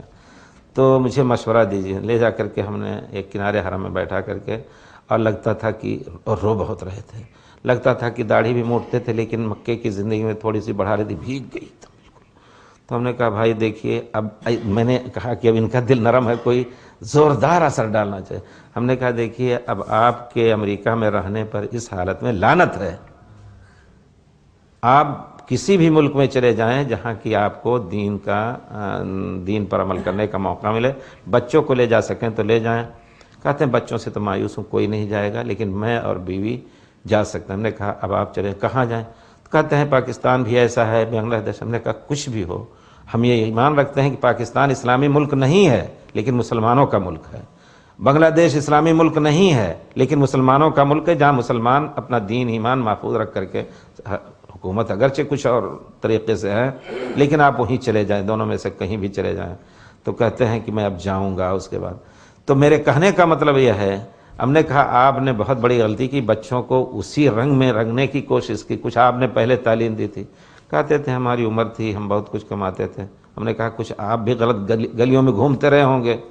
تو نیچے سر کیا انہوں نے. ہم نے کہا دیکھیے یہ ایسا راستہ ہے کہ بچے ضرور اسی راستے پہ جائیں گے. اللہ تعالیٰ کا فرمان ہے وَلَا تَقْرَبُوا الزِّنَا إِنَّهُ كَانَ فَاحِشَةً وَسَاءَ سَبِيلًا. زنا کے قریب نہ جاؤ، انہو کان فاحشۃ، یہ بہت ہی انتہائی گھناؤنا گناہ ہے، وساء سبیلا، اور بہت ہی برا راستہ ہے. اپنے بچوں کے لیے وہ شخص راستہ کھولتا ہے جو اس قسم کا راستہ چلتا ہے. جو میں نے کہا، ہم نے کھل کر کے ہم کہا زوردار دباؤ ڈالو تاکہ ان پہ اثر. ہم نے کہا آپ بھی گندی گلیوں میں گھومتے رہے ہوں گے جوانی میں بچوں کو چھوڑ کر کے، جبکہ ان کے پالیں. تو سر نیچے کر کے کچھ نہیں بولے. ہم نے کہا دیکھیے اللہ تعالیٰ بہت ہی رحیم کریم ہے. 100 رحمت اللہ تعالیٰ نے پیدا کیا ہے، ایک رحمت اتاری ہے دنیا میں، 99 اپنے پاس رکھے ہے. انشاءاللہ توبہ استغفار خالص للہ کر کے آپ نئی زندگی گزاریں. اور رو کر کے پکڑ کے رو رہے تھے، چھوڑ نہیں رہے تھے. تو کہا کہ میں اب جاؤں گا، اور جو مسلک کو آپ فالو کرتے ہیں بتائیے، اس کے آدمی ہمیں کہاں ملیں گے، ان سے مل کر کے میں اسکول کھولنا چاہتا ہوں. تو ہم نے کہا دیکھیے جامعہ سلفیہ کے لوگ ہیں، وہاں جائیے، کراچی میں جو ہے ظفر صاحب کا اسکول، اس پہ جائیے، پتہ لگا کر کے اور ان سے مدد لیجئے. کہا انشاءاللہ. اس کے بعد 2 مرتبہ فون ہوا، پھر وہ ان کی خبر غائب ہو گئی.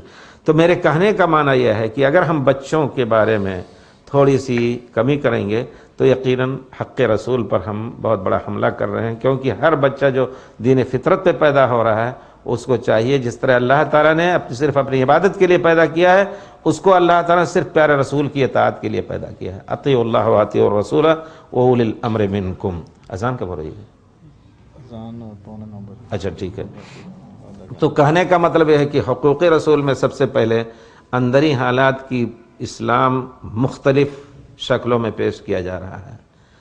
اللہ نے بہت بڑا احسان کیا اس شخص پر جس کو صحیح دین کی توفیق دی اور آدمی کو عقل دیا ہے۔ دنیا کے معاملات میں تو ہم ایک چھوٹا سا اسپیئر پارٹ خریدیں گے تو ایک نہیں 10 دکان پہ جا کر کے پوچھیں گے اچھے سے اچھا کون ہے۔ دین کے بارے میں آپ دیکھ رہے ہیں اس کی بھی بہت سی دکانیں کھلی ہوئی ہیں، تجارت کرنے والے دین کے نام سے بہت لوگ ہیں۔ تو کیا اس عقل سے ہم سوچ نہیں سکتے کہ اصل دین کیا ہے؟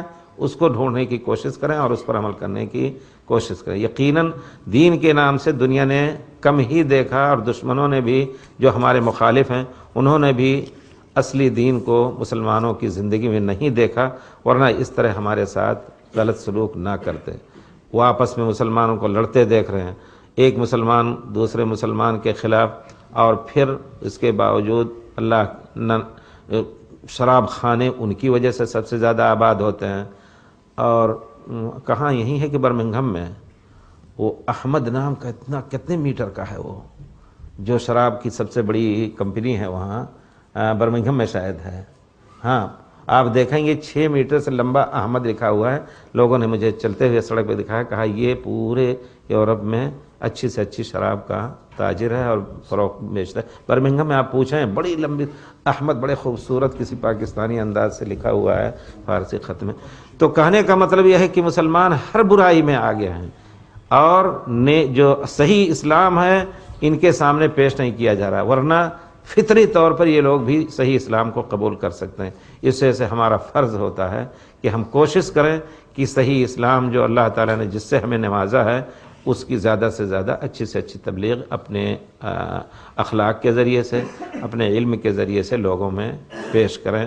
اللہ تعالیٰ ہم سب کو توفیق دے کہ ہم پیارے رسول صلی اللہ علیہ وسلم کے ساتھ وارانہ محبت رکھنے کا جذبہ رکھیں، اور پھر آپ کی اطاعت کو اپنی سعادت سمجھیں۔ اللہ تعالیٰ نے ہمیں اسی لیے پیدا کیا، میں یہی بار بار کہتا ہوں، ما خلقت الجن والانس الا لیعبدون۔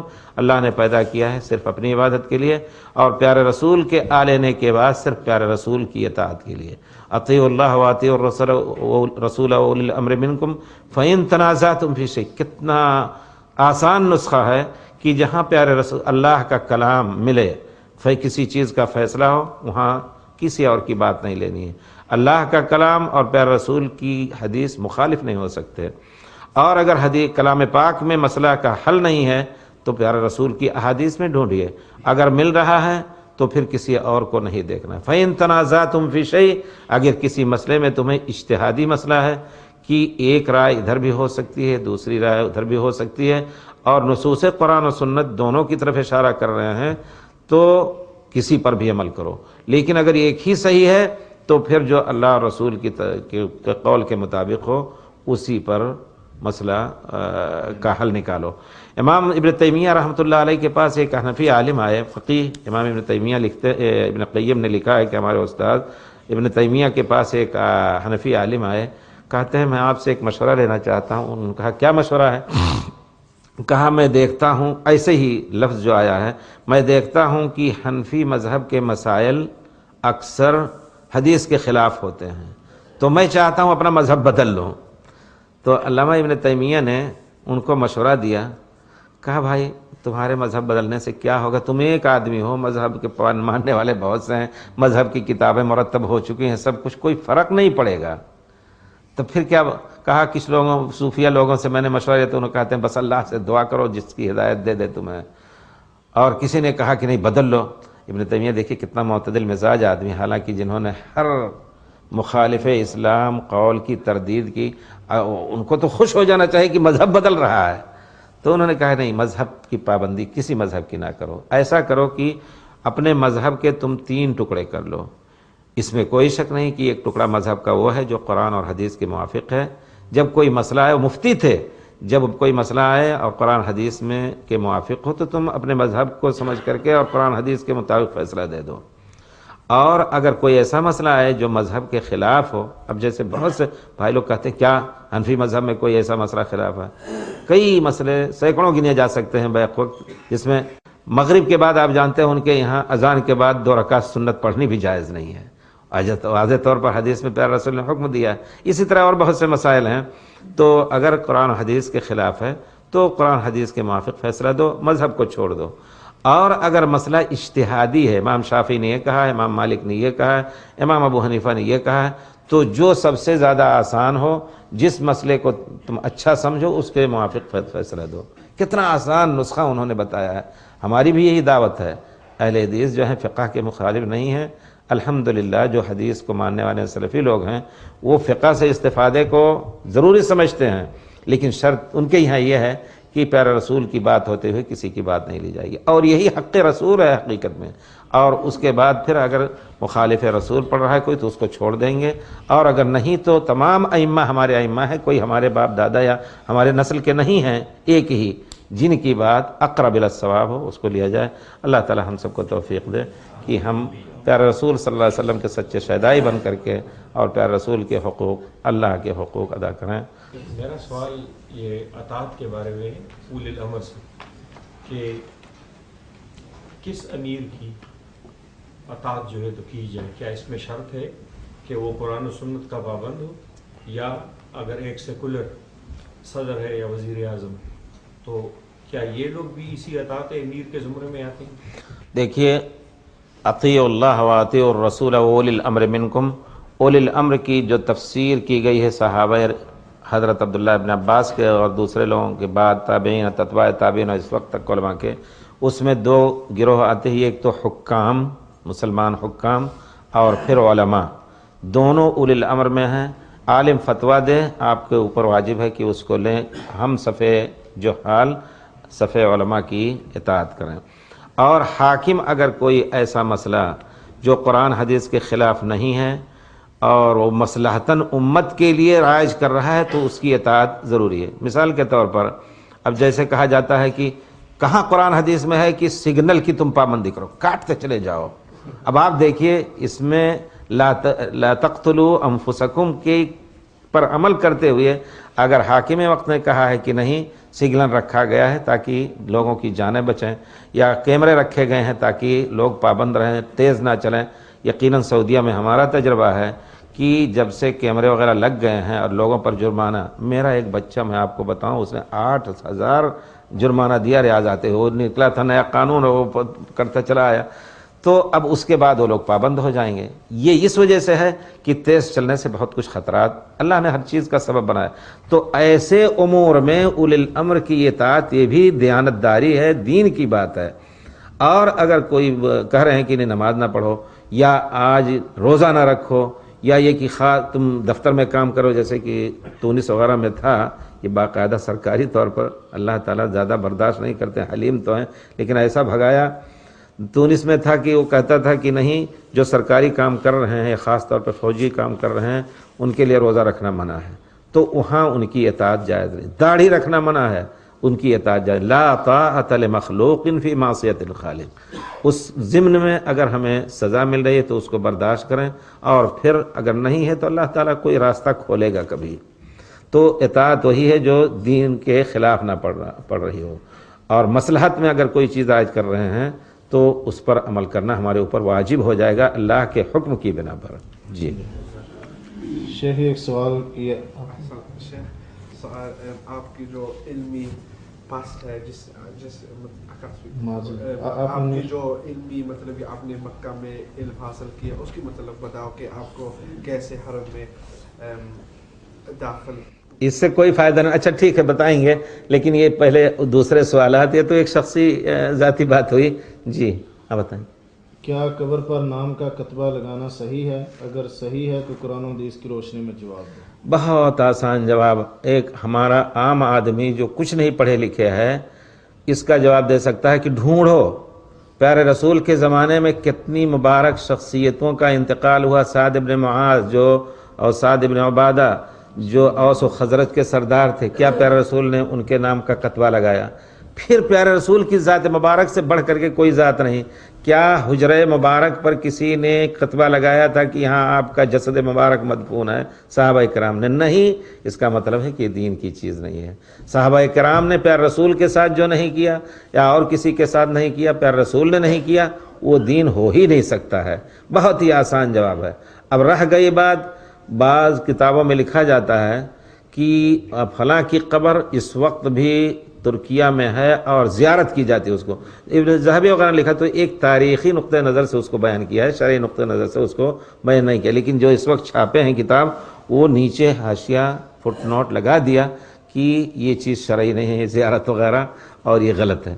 تو بہرحال اس قسم کے سوالات بالکل آسان ہیں ایک حدیث کے اسٹوڈنٹ یا اسکالر کے لیے جواب دینا کہ ڈھونڈیے۔ الحمدللہ زندگی بھر کبھی نہیں کوئی ایسی چیز ملی جس میں یہ آیا ہو کہ کسی کی قبر پر کتبہ لکھا جائے۔ البتہ قبر کو کچھ دنوں تک لوگ آتے ہیں، جیسے زیارت تو مشروع ہے، آپ قبر کی زیارت کے لیے آئے عام قبرستان کے تو اپنے باپ کی قبر کی زیارت کے لیے جا سکتے ہیں، تو وہاں سرہانے تھوڑا سا پتھر چھوٹا سا رکھ کر کے آپ نشان لگا سکتے ہیں کہ یہاں قبر ہے ہمارے والد کی، اس طرح کی، بس کتبہ نہیں، نہ اس پر لکھا جائے، پتھر پر بھی چھوٹے سے جو گول پتھر بھی رکھیں گے کوئی چیز لکھنے کی ضرورت نہیں، جائز نہیں۔ جی اگر کوئی شخص وراثت میں اپنے لڑکے اور لڑکی کو برابر کا حصہ دینا چاہتا ہے، کیا وہ دے سکتے ہیں یا نہیں؟ قرآن و حدیث کی روشنی میں اس پر وضاحت کرنا۔ قرآن و حدیث کی روشنی میں قرآن میں اللہ تعالیٰ نے وراثت کے بارے میں فرمایا للذکر مثل حظ الانثیین، ایک لڑکے کو 2 لڑکیوں کے برابر حصہ ملے گا، یعنی ایک لڑکی کو لڑکے کا آدھا ملے گا۔ آپ اعتراض کر سکتے ہیں کہ بھائی یہ تو ظلم ہے، اللہ کی طرف سے ظلم ہو رہا ہے۔ نہیں، ہوتا ایسا ہے کہ ایک لڑکا کل 20 سال کا ہوگا، شادی کرے گا تو وہ خود اپنے خرچ کا ذمہ دار، اور پھر بال بچے جو ہیں ان کے لیے گھر بسانا ہے، سب کچھ کرنا ہے، وہ تو اس کے لیے کم پڑے گا۔ لڑکی کو تو دوسرا کوئی لے جائے گا اور اس کا نفقہ اس کے شوہر کے اوپر ہے، گھر میں بسانا اس کے اوپر، یہ پیسہ اس کے لیے محفوظ رہے گا۔ لیکن محفوظ بھی رکھنے کی ایک مصلحت ہے، خدا نخواستہ کل بیوہ ہو گئی، کل مطلقہ ہو گئی اور کچھ ہے تو اس سے استفادہ کر سکتی۔ اس وجہ سے اگر دیکھا جائے عقلی طور پر بھی، شرعی مسئلہ تو ہے ہی، لیکن عقلی طور پر بھی دیکھا جائے تو لڑکی کا حصہ لڑکے سے زیادہ پڑ رہا ہے، وہ تو جا کر کے بنک میں رکھ سکتی ہے، اور کل جو بچہ پایا وراثت میں تو اس کے پاس اس کے اوپر بہت سے خرچ ہیں، اور زندگی بھر بچے بڑھے پیدا ہو رہے ہیں، ایک ایک خرچ بڑھ رہا ہے، تو اس وجہ سے اللہ کے اس فیصلے کا پر اعتراض یہ دین سے خارج کرنے کی بات ہے۔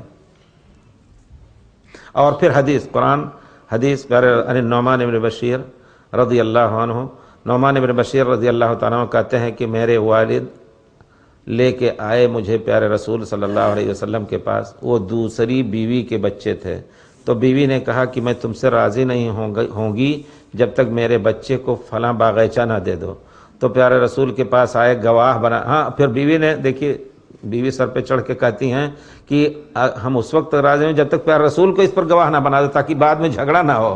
پیارے رسول شامت آئی، پیارے رسول کے پاس بیوی کے کہنے پہ پہنچ گئے، کہا اللہ کے رسول میں نے اس بچے کو فلاں چیز جگہ کی الاٹ کیا ہے تو آپ اس پر گواہ ہو جائیں۔ پیارے رسول نے فرمایا اکل ولدک نحلتہ مثل ھذا، ہر بچے کو تم نے اسی طرح دیا ہے؟ کہتے ہیں نہیں۔ پیارے رسول نے فرمایا فإنی لا اشہد علی جور، یہ ظلم ہے، اس ظلم پر میں گواہ نہیں ہوگا۔ اعدلوا بین اولادکم، اپنے بچوں کے درمیان انصاف کرو۔ تو ہر ایک کو برابر جو حق ہے، اگر زندگی میں بھی دینا ہے تو وراثت کے نام سے جو ہے، اور اگر میں سب کو دینا ہے کچھ نہ کچھ تو برابر دینا ہے، اور مرنے کے بعد اگر تنفیذ کرنی ہے تو وہ اور لڑکی کو آدھا، لیکن لڑکی کو بھی اگر زندگی میں دینا ہے تو لڑکے کے برابر دینا ہے۔ جی یہ ایک سوال آیا ہے کہ دفن کے بعد میت کو یا قبر کے اندر جو تلقین کی جاتی ہے، کنز المال اور دوسری احادیث انہوں نے طبرانی وغیرہ کی دلیل لی، حضرت ابو امامہ کی روایت ہے کہ اذا مات احد من اخوانکم فلیکم رجل منکم عند راسه ثم لیقل یا فلان ابن فلانۃ فانه یسمع ولکن لا یجیب۔ یہ ساری حدیث ہے، تو کیا اس کی روشنی میں کوئی آدمی مردہ کو جو قبر میں دفن ہو چکا ہے تلقین کر سکتا ہے؟ اول تو ہم پیارے رسول صلی اللہ علیہ وسلم کا اسوہ مبارک ڈھونڈیں، آپ کے سامنے کتنے لوگ دفن ہوئے اور آپ نے صرف اتنا کہا کہ کہ اسألوا لأخیکم التثبیت، اپنے بھائی کے لیے ثابت قدمی کی دعا کرو، فإنہ الآن یسأل، ابھی ابھی اس سے سوال کیا جائے گا۔ اس کے بعد آپ نے دعا کی اور اچھی سے اچھی دعا کی، یہ آتا ہے۔ تلقین آپ نے ہرگز کہیں بھی حدیث میں نہیں پائیں گے۔ البتہ اگر قول مبارک یہ ہے تو آپ یہ جان لیں کہ ہم ایک حدیث کے طالب علم کی حیثیت سے کہتے ہیں یہ جھوٹی حدیث ہے، اس میں جھوٹے لوگ ہیں، اور ہمیشہ جس کو اپنا مطلب نکالنا رہا پیارے رسول کی طرف منسوب کر کے اس طرح باتیں کہا کرتے تھے۔ اس وجہ سے جھوٹی احادیث موضوعات کے نام سے، گھڑی کتابوں کے نام، گھڑی حدیثوں کے نام سے پلندے جمع کیے گئے ہیں، اس میں یہ حدیث ملے گی۔ ایک چیز آپ یہ رکھیں کہ جو احادیث عام طور پر مشہور کتابوں میں نہیں ہے، اگر کنز العمال میں ہے تو ضعیف احادیث میں سے ہے، یہ آپ جانیں، اور وہ اسی میں سے ہے۔ ضعیف یا موضوع گھڑی ہوئی حدیث ہے، اس پر عمل کرنا جائز نہیں۔ پھر رسول نے فرمایا کہ جو شخص ایسی حدیث بیان کرتا ہے اور جانتا ہے کہ وہ جھوٹی ہے تو وہ دو جھوٹوں میں سے ایک جھوٹا ہے، جس نے جھوٹ بولا وہ جھوٹا، اور بیان کرنے والا بھی جھوٹا۔ ہاں، اس کو اگر بیان کرنا ہے تو یہ بیان کر دیں کہ یہ حدیث پیارے رسول کی طرف منسوب کر کے بیان کی جاتی ہے، لیکن یہ جھوٹی حدیث ہے، اس کا بیان کرنا بھی صحیح نہیں بغیر اس کی توضیح کے، اور اس پر عمل کرنا بھی صحیح نہیں، یہ جھوٹی روایت ہے۔ جی البتہ ایک روایت اس سے بھی استدلال کر سکتے ہیں۔ ایک صحابی، ان کا انتقال ہوا تو انہوں نے کہا کہ دیکھو جب میں دفن کر دو مجھے تو میرے پاس قدر ما ينحر الجزور، اونٹ ذبح کر کے پھر اس کو چھیلنا، صاف کرنا، پھر اس کو ٹکڑے کرنے کے مدت تک گھنٹہ لگے، 1.5 گھنٹہ، میرے پاس دعا کرنا تاکہ میں استانس بکم، تاکہ تم سے انسیت ہمیں ملے۔ یعنی اس کی تفسیر یہ کی گئی کہ تمہاری دعا ہمارے لیے مفید ہوگی۔ اس سے بھی استدلال نہیں کیا جا سکتا، کسی نے تلقین کی ہے تو تلقین کا لفظ۔ دوسری بات جو آیا ہے لقنوا موتاکم لا الہ الا اللہ، حدیث ہے کہ اپنے قریب المرگ، تمام علماء نے یہی تفسیر کی ہے، جو قریب المرگ میت ہیں ان کو لا الہ الا اللہ کی تلقین کرو۔ اور تلقین کیا، اس میں یہ بھی تفصیل ہے، یہ نہ کہو لا الہ الا اللہ، کہیں خطرہ ہے، لوگوں نے کہا ہے، لیکن صحیح ہے کہ کہا جائے۔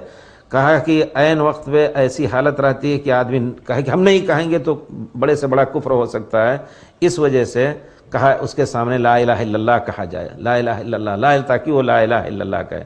یہ نہیں مانا ہے کہ دفن کرنے کے بعد تلقین کرو، بالکل کہیں صحیح حدیث میں آپ کو نہیں ملے گا، اس وجہ سے اس پر عمل کرنا صحیح نہیں ہے۔ کچھ لوگ قرآن کی آیات یا کچھ اور ہندسے لکھ کر تعویذ بناتے ہیں، پھر ان کو گلے میں یا کسی جگہ پر باندھتے ہیں یا کسی چیز میں گھول کر پی لیتے ہیں، کیا یہ جائز ہے؟ یہ بھی ڈھونڈیں کہ کیا پیارے رسول صلی اللہ علیہ وسلم کے زمانے میں یہ مسئلہ تھا، رقیہ جھاڑ پھونک کا مسئلہ تھا، کیا پیارے رسول نے تعویذ کی اجازت دی؟ تعویذ کے بارے میں تو پیارے رسول نے فرمایا ہے من علق تمیمۃ فلا اتم اللہ، تمیمہ کہتے ہیں یہی بنا کر کے لٹکانے والی چیز، تو جو شخص کوئی تعویذ لٹکائے، تمیمہ اس کو کہتے ہیں، فلا اتم اللہ، اللہ آپ نے بد دعا کی اللہ تعالیٰ اس کے مقصد کو پورا نہ کرے۔ اور تمیمہ کے لٹکانے کو علماء نے شرک کہا ہے، اس وجہ سے اس کی کوئی حیثیت شرعی نہیں ہے۔ البتہ آپ رقیہ کر سکتے ہیں، پھونک سکتے ہیں فاتحہ پڑھ کر کے، اور پھر تجربے کے تحت پانی وغیرہ یا اس کے ساتھ یہ جو بیری کا پتہ ہوتا ہے اس میں ڈال کر کے نہلا سکتے ہیں، پی سکتے ہیں۔ یہ سب پرانے زمانے میں رہا ہے۔ شیخ ابن باز سے ہم نے خود پوچھا کہ بھائی یہ بھی تو حدیث شریف سے واضح طور پر نہیں معلوم ہوتا کہ پانی میں پیا جائے، تو کہتے ہیں کہ پیارے رسول سے پوچھا گیا کہ اللہ کے رسول ارأیت رقن کن نرقی بہا فی الجاہلیہ، آپ کا کیا خیال ہے بہت سے ایسے جھاڑ پھونک کے طریقے تھے جن سے ہم جھاڑ پھونک کیا کرتے تھے، تو پیارے رسول نے کیا فرمایا اعرضوا علی رقاکم، میرے سامنے پیش کرو کیسے کرتے تھے، فما لم یکن شرکا فلا باس بہ، جس میں شرک نہیں ہے تو ایسا جھاڑ پھونک کرنا جائز ہے۔ تو اس میں قرآن کی آیات کو پڑھ کر کے پانی میں پلانا یہ جائز ہے، لکھ کر کے زعفران میں یا اور کسی چیز میں اور دھو کر کے پلانا یہ چیز صحیح نہیں۔ یوں پھونک کر کے، اگرچہ کہتے ہیں کہ پھونکنا پانی میں منع ہے، لیکن اس کی اجازت پرانے زمانے میں تابعین کہ ہاں، اور پھر انہوں نے صحابہ سے لیا، ایسا امکان ہے۔ شیخ ابن باز نے باقاعدہ اس کو اسی انداز سے یہ دلیل دی۔ ہم نے شیخ ابن باز صرف نہیں کہ ان کے مقلد ہیں، لیکن انہوں نے دلیل دی، اس وجہ سے ایسا کیا جا سکتا ہے، لٹکانا لکھ کر کے، یا بہت سے لوگ گھر میں لکھ کر کے اور کسی تھالی پہ اور زعفران سے لکھ کر کے لٹکا دیتے، یہ سب چیزیں غلط ہیں۔ البتہ آدمی کو صبح شام کا رقیہ یا اذکار آدمی کو پڑھتے رہنا چاہیے۔ اعوذ بکلمات اللہ التامات من شر ما خلق، بسم اللہ الذی لا یضر مع اسمہ شیء، اور پیارے رسول صلی اللہ علیہ وسلم جب فجر کی نماز سے فارغ ہوتے تھے تینوں قل اعوذ برب الناس، قل اعوذ برب الفلق، قل هو اللہ احد پڑھ کر کے، اور پھر آپ اپنے اوپر پھونک لیتے تھے۔ اس سے انشاءاللہ، اور آیت الکرسی دن بھر محفوظ رہے گا، شام کو پڑھ لیں تو شام کو۔ یہ ہے اصل رقیہ۔ کیا مقتدی امام کے پیچھے قرآن مجید کھول کر سن سکتا ہے نماز تراویح یا نفل نماز میں؟ یہ بھی ایک فیشن ہے حقیقت میں، اور اگر ضرورت پڑے، امام حافظ قرآن نہیں ہے لیکن وہ دیکھ کر کے کلام پاک اور پھر امامت کر رہا ہے تراویح کی، تو کوئی حرج نہیں۔ صحیح بخاری میں ذکر ہے حدیث کا معلقاً کہ حضرت عائشہ کے غلام ذکوان ان کی امامت کرتے تھے قرآن دیکھ کر کے۔ لیکن اگر کوئی آدمی امام پڑھا رہے ہیں قرآن اپنے یاد سے یا قرآن ہی دیکھ کر کے، پیچھے وہی شخص جو امام کو لقمہ دینے کے لیے متعین ہے، وہ اگر چاہے تو قرآن دیکھ کر کے، تاکہ بھولتے وقت امام کو لقمہ دے، اتنا جائز ہے۔ اور باقی لوگوں کے لیے قرآن سننا واجب ہے۔ یہ ایک نیا فیشن نکلا ہوا کہ دیکھتے ہیں ہم مطالعہ کر رہے ہیں، اس میں ذہن اور بڑھتا ہے۔ سننے میں فَإِذَا قُرِئَ الْقُرْآنُ فَاسْتَمِعُوا لَهُ وَأَنصِتُوا، اس کو غور سے سنو، تو سننے سے جو سمجھ میں آئے گا وہ دیکھتے ہوئے اتنا ذہن میں اور سمجھ میں نہیں آئے گا۔ اس وجہ سے، اور پیارے رسول کے زمانے میں اس قسم کی بات نہیں تھی، اس وجہ سے اس کو منع کرنا چاہیے یقیناً۔ ہاں کچھ لوگ ہوتے ہیں کہتے ہیں ہم کبھی نہیں سن پاتے ہیں، حالانکہ اس کو اور ہی اچھے انداز، ہم امام کے پیچھے اپنا تلفظ ٹھیک کریں، یہ تلفظ ٹھیک کرنے کی جگہ نہیں ہے، یہ تو قرآن تدبر، افلا یتدبرون القرآن، اور خشوع و خضوع کے ساتھ صلات پڑھنے کا ہے۔ اور اگر آپ نے اپنا قرآن ٹھیک کرنا چاہتے، بچوں کے لیے آپ اچھی کیسٹ لا کے دیتے، کتنے بچے صرف کیسٹ کے ذریعے سے سدیس ہو گئے اور سریم ہو گئے اور اچھی اچھی قراتیں کر رہے ہیں، تو وہ اس طرح بھی سیکھ سکتے ہیں۔ جی ایک شخصی یعنی نام لے کر سوال پوچھا گیا ہے، ایسا سوال ویسے پوچھنا تو نہیں چاہیے، لیکن نام نہ لیں، کوئی ضروری نہیں ہے، سوال ایسے عام۔ ایک ایسا آدمی جس کا نظریات تشدد پسند ہیں، یا وہ اب بریڈ فورڈ میں اپنے ساتھیوں کو جمع کر کے اپنی ٹاک دینا چاہتا ہے، ابو خدیجہ اس ٹائپ کے لوگوں کی کانفرنس میں اٹینڈ کرنا جائز ہے؟ دیکھیے، ان اللہ یحب الانصاف، اللہ تعالیٰ انصاف پسند کرتے ہیں۔ ابو خدیجہ کے ساتھ آج سے 5-7 سال پہلے جب میں آیا تھا تو جماعت کے ساتھ ان کی مخالفت کو سن کر کے میں خود گیا، اور ایک ذوالفقار لسٹر کے آدمی ہیں ان کے ساتھ گیا تھا، اور میں بیٹھا، شاید کیسٹ بھائیوں نے سنی ہوگی، 2-3 گھنٹے کی تھی۔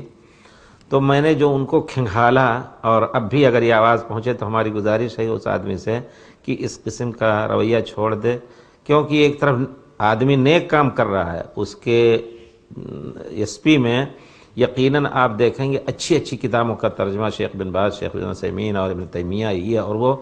ہم نے اس سے اس وقت بھی کہا تھا کہ اللہ کے بندے تم یہ کام کرو اور کچھ نہ کرو، بہت بڑا کام ہے، اس کو اور آگے بڑھانے کی کوشش کرو، پورے یورپ میں اس کو پھیلاؤ۔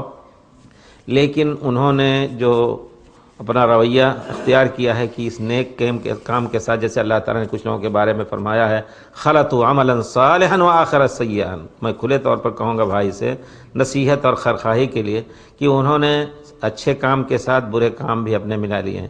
اپنے سلفی بھائیوں کے بارے میں معمولی چیز کوئی معلوم ہوئی تو اس کو لے کر کے اڑے اور اڑا کر کے اس کو آسمان میں ڈال دیں انٹرنیٹ وغیرہ پر، اور لوگوں کو بدنام کر رہے ہیں، فلاں کو مبتدع کہہ رہے ہیں معمولی کسی چیز کی بنا پر، اور یہ جان لیں کہ اللہ تعالیٰ کے ہاں اس پر بھی پکڑ ہوگی۔ تو میں جب بیٹھا تھا اس وقت میں نے کہا آپ عبدالہادی صاحب سے، شیخ عبدالہادی یا اور دوسرے جو جمعیت کے لوگ ہیں، ان سے کیوں آپ کو قد ہے؟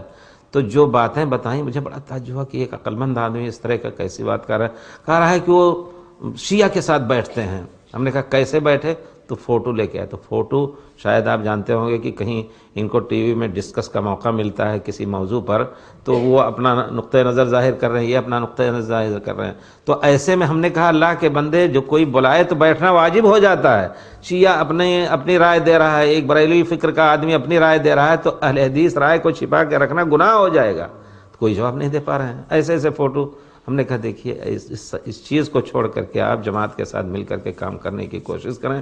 تو جو بھی اس قسم کا کام وہ کر رہا ہے یا ان کے ساتھ کر رہا ہے، ہماری ان سے گزارش ہے یا آپ لوگوں سے گزارش ہے کہ ایسے لوگوں کی مجلس میں نہ بیٹھیں، اور دوسرے جو کام وہ کر رہے ہیں توحید کے ان کو پڑھیں، اور پھر ان کی کتابیں جو ہیں جو چھاپ رہے ہیں ان کو خرید کر کے پڑھیں۔ اس میں کوئی شک نہیں، ہم نے جو دیکھا تھا وہ اچھی، اتنی چیز اب بھی باقی ہے، وہ چھوڑ دیں اور صحیح کام کرنے لگیں مل کر کے، تو انشاءاللہ بہت اچھے آدمی ہیں وہ لوگ۔ لیکن بہرحال اللہ تعالی ہدایت دے، ہو سکتا ہے بریلوی لوگ ان سے سالم رہیں، محفوظ رہیں، اور دوسرے غلط افکار کے لوگ بھی، لیکن اہل حدیث سب سے بڑے نشانہ ان کے ہیں، یہ ان کا رویہ غلط ہے۔ کیا پیسہ جمع کیا جا سکتا ہے اپنے بچوں کے لیے کہ بچوں کے کل کام آئے گا، یا کسی اور کام کے لیے، جو عموماً ہمارا سب کا یہی مقصد ہے؟ اللہ اکبر۔ اللہ تعالیٰ نے فرمایا وَلَا تَنْسَ نَصِيبَكَ مِنَ الدُّنْيَا۔ ہمارا دین اسلام الحمدللہ دین وسط اور انصاف کا دین ہے۔ اللہ تعالیٰ نے دنیا بھی کمانے کو کہا ہے اور آخرت بھی۔ ایک مرتبہ پیارے رسول صلی اللہ علیہ وسلم اپنے اصحاب کے ساتھ کہیں گزر رہے تھے تو دیکھا کہ ایک آدمی کوئی کام کر رہا تھا، بہت سین پسینہ اور بہت ہی محنت سے، تو کسی صحابی نے پیارے رسول کو مخاطب کر کے کہا یا رسول اللہ لو کان ھذا فی سبیل اللہ، اتنی محنت اللہ کے راہ میں کر لیتے تو ان کا تو بیڑا ہی پار ہو جاتا۔ پیارے رسول نے فرمایا اگر وہ اپنے کو حرام کھانے سے محفوظ رکھنے کے لیے محنت کر رہا ہے تو اللہ کی راہ میں ہے، اگر وہ شادی کے لیے کوشش کر رہا ہے کہ اپنی عزت کو محفوظ رکھے، شادی کر کے تیاری کر رہا ہے، اس کے لیے کمائی کر رہا ہے تو اللہ کے راستے میں، اگر وہ بوڑھے باپ اور ماں کو کھلانے کے لیے کام کر رہا ہے، دیکھیں کتنا بڑا یہ دین مبارک ایسا ہے، تو آدمی محفوظ اللہ کا حق اس پیسے میں دے دے اور کروڑوں جمع کر لے بچوں کے لیے، اپنے لیے، مستقبل کے لیے، انشاءاللہ اس میں کوئی گرفت اس پر نہیں ہے، اللہ تعالیٰ کے حساب نہیں ہوگا۔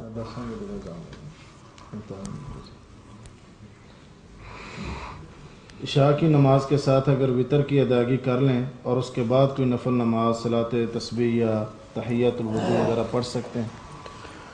ایک چیز ہے عام قاعدہ کی حدیث کو دیکھنے سے، ایک حدیث میں پیارے رسول نے فرمایا اجعلوا آخر صلاتکم باللیل وطرن، وطر کو رات کی آخری نماز رکھو۔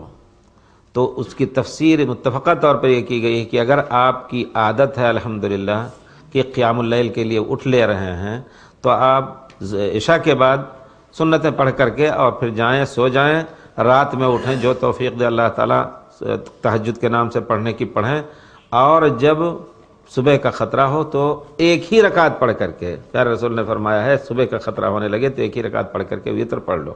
یہ اس شخص کے لیے حکم ہے جو رات کو قیام اللیل کا عادی ہو، جو شخص عادی نہیں ہے اس کے لیے حکم ہے حضرت ابو ہریرہ کے قول کے مطابق، پیارے رسول سے انہوں نے پوچھا تو پیارے رسول نے فرمایا یا ابا ہریرہ اوصانی خلیلی بثلاث، پیارے رسول نے کہتے ہیں کہ پیارے رسول نے مجھے 3 باتوں کی وصیت کی، ایک تو یہ ہے کہ ایام بیز کے روزے رکھو، ولا تنم الا علی وطر، وطر پڑھ کر کے ہی سو۔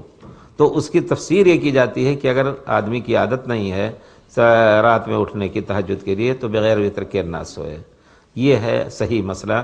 اور اگر وطر پڑھ کر کے سو گیا پھر اللہ نے توفیق دی رات میں اٹھا تو تیسری حدیث مبارک ہے لا وطران فی لیلۃ واحدہ، ایک رات میں 2 وطر نہیں ہے، لیکن آپ جتنا چاہیں سنتیں پڑھیں، وطر پڑھ لیے ہیں انشاءاللہ اس پہ آپ کا پر کوئی مواخذہ نہیں ہے۔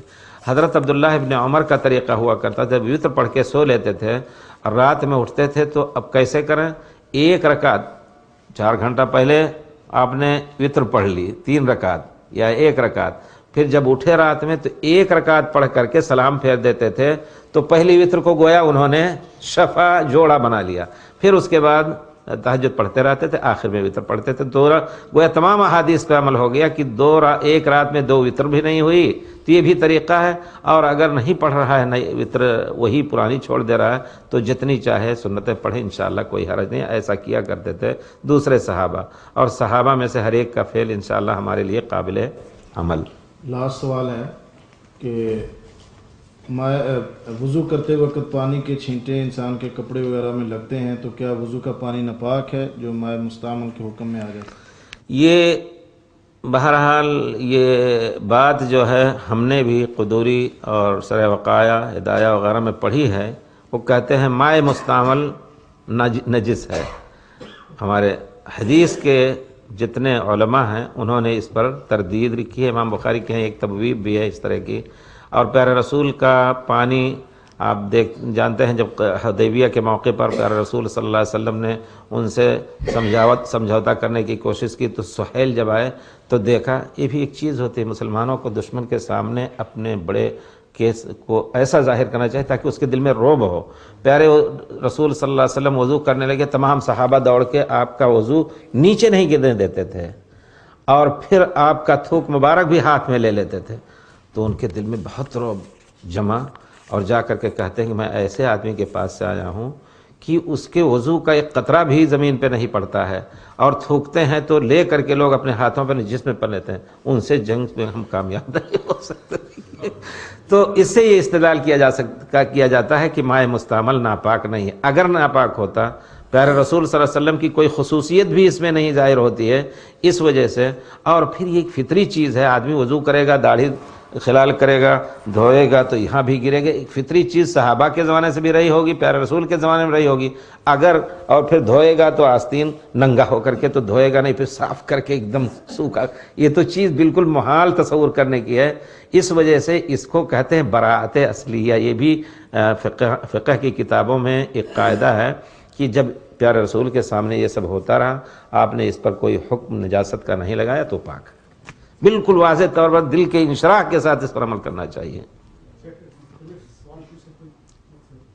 اللہ تعالیٰ آپ کو خیر دے, آپ آئے ہیں, آپ کے درجات بلند ہیں. اگرچہ بھائی کا سوال تھا, ہم تھوڑے آپ شہادات بھی سننا چاہتے ہیں, لیکن آپ دیکھیں گے کہ سردیوں میں یہاں نمازیں ایک کے بعد ایک گھنٹے میں دو آ جاتی ہیں ایسے. تو یہ جو فرضیت نماز کی روایت کی جاتی ہے جو 50 سے شروع ہو کر 5 تک رہے گی, تو بعض لوگ کہتے ہیں کہ یہ فطری تقاضا نہیں ہو سکتا ہے کہ 50 نمازیں کیسے آدمی پڑھ سکتا ہے. لہٰذا اگر دین اسلام فطرت کے مطابق ہے تو یہ کیسے روایت آ گئی؟ بہت ہی قیمتی سوال ہے آپ کا. آپ لوگ سمجھنے پہلے سوال وہ کہتے ہیں کہ دین اسلام فطرت کا سوال ہے اور 50 نمازیں 24 گھنٹے میں اگر 50 نمازیں ہمارے اوپر ہوتی تو گویا ہر گھنٹے میں 2 نماز پڑھنی ہوتی. اگر اللہ تعالیٰ مکلف کرتا تو اللہ تعالیٰ اس کی طاقت ضرور دیتا.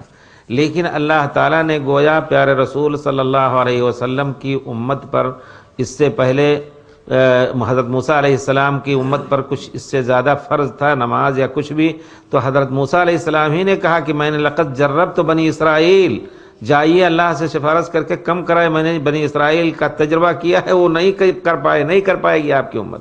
تو گویا اللہ تعالیٰ نے پیارے رسول صلی اللہ علیہ وسلم پر ایک اپنا احسان جتانے کے لیے یقیناً تخفیف کی, اور اگر اللہ تعالیٰ اس وقت اس کو فرض کر دیتا تو یقیناً اللہ تعالیٰ اس کی طاقت دیتا. ہمیں اس پر یقین رکھنا ہے, اور انسان طاقت رکھ سکتا ہے, اس کا انتظام اللہ تعالیٰ کرتے, کوئی نہ کوئی حساب تو رہتا ہی ہے. لیکن نماز جو ہے اس کی مقدار کم ہوتی اور کچھ ہوتا, جو کچھ بھی ہو ہم اس پر اعتراض کرنے کے حقدار نہیں کہ یہ اسلام دین فطرت نہیں ہے. انسان کر سکتا ہے, 24 گھنٹے ڈیوٹی دیتا ہے, جاگتا ہے, سب کچھ, تو یہ بھی کر سکتا تھا انشاءاللہ.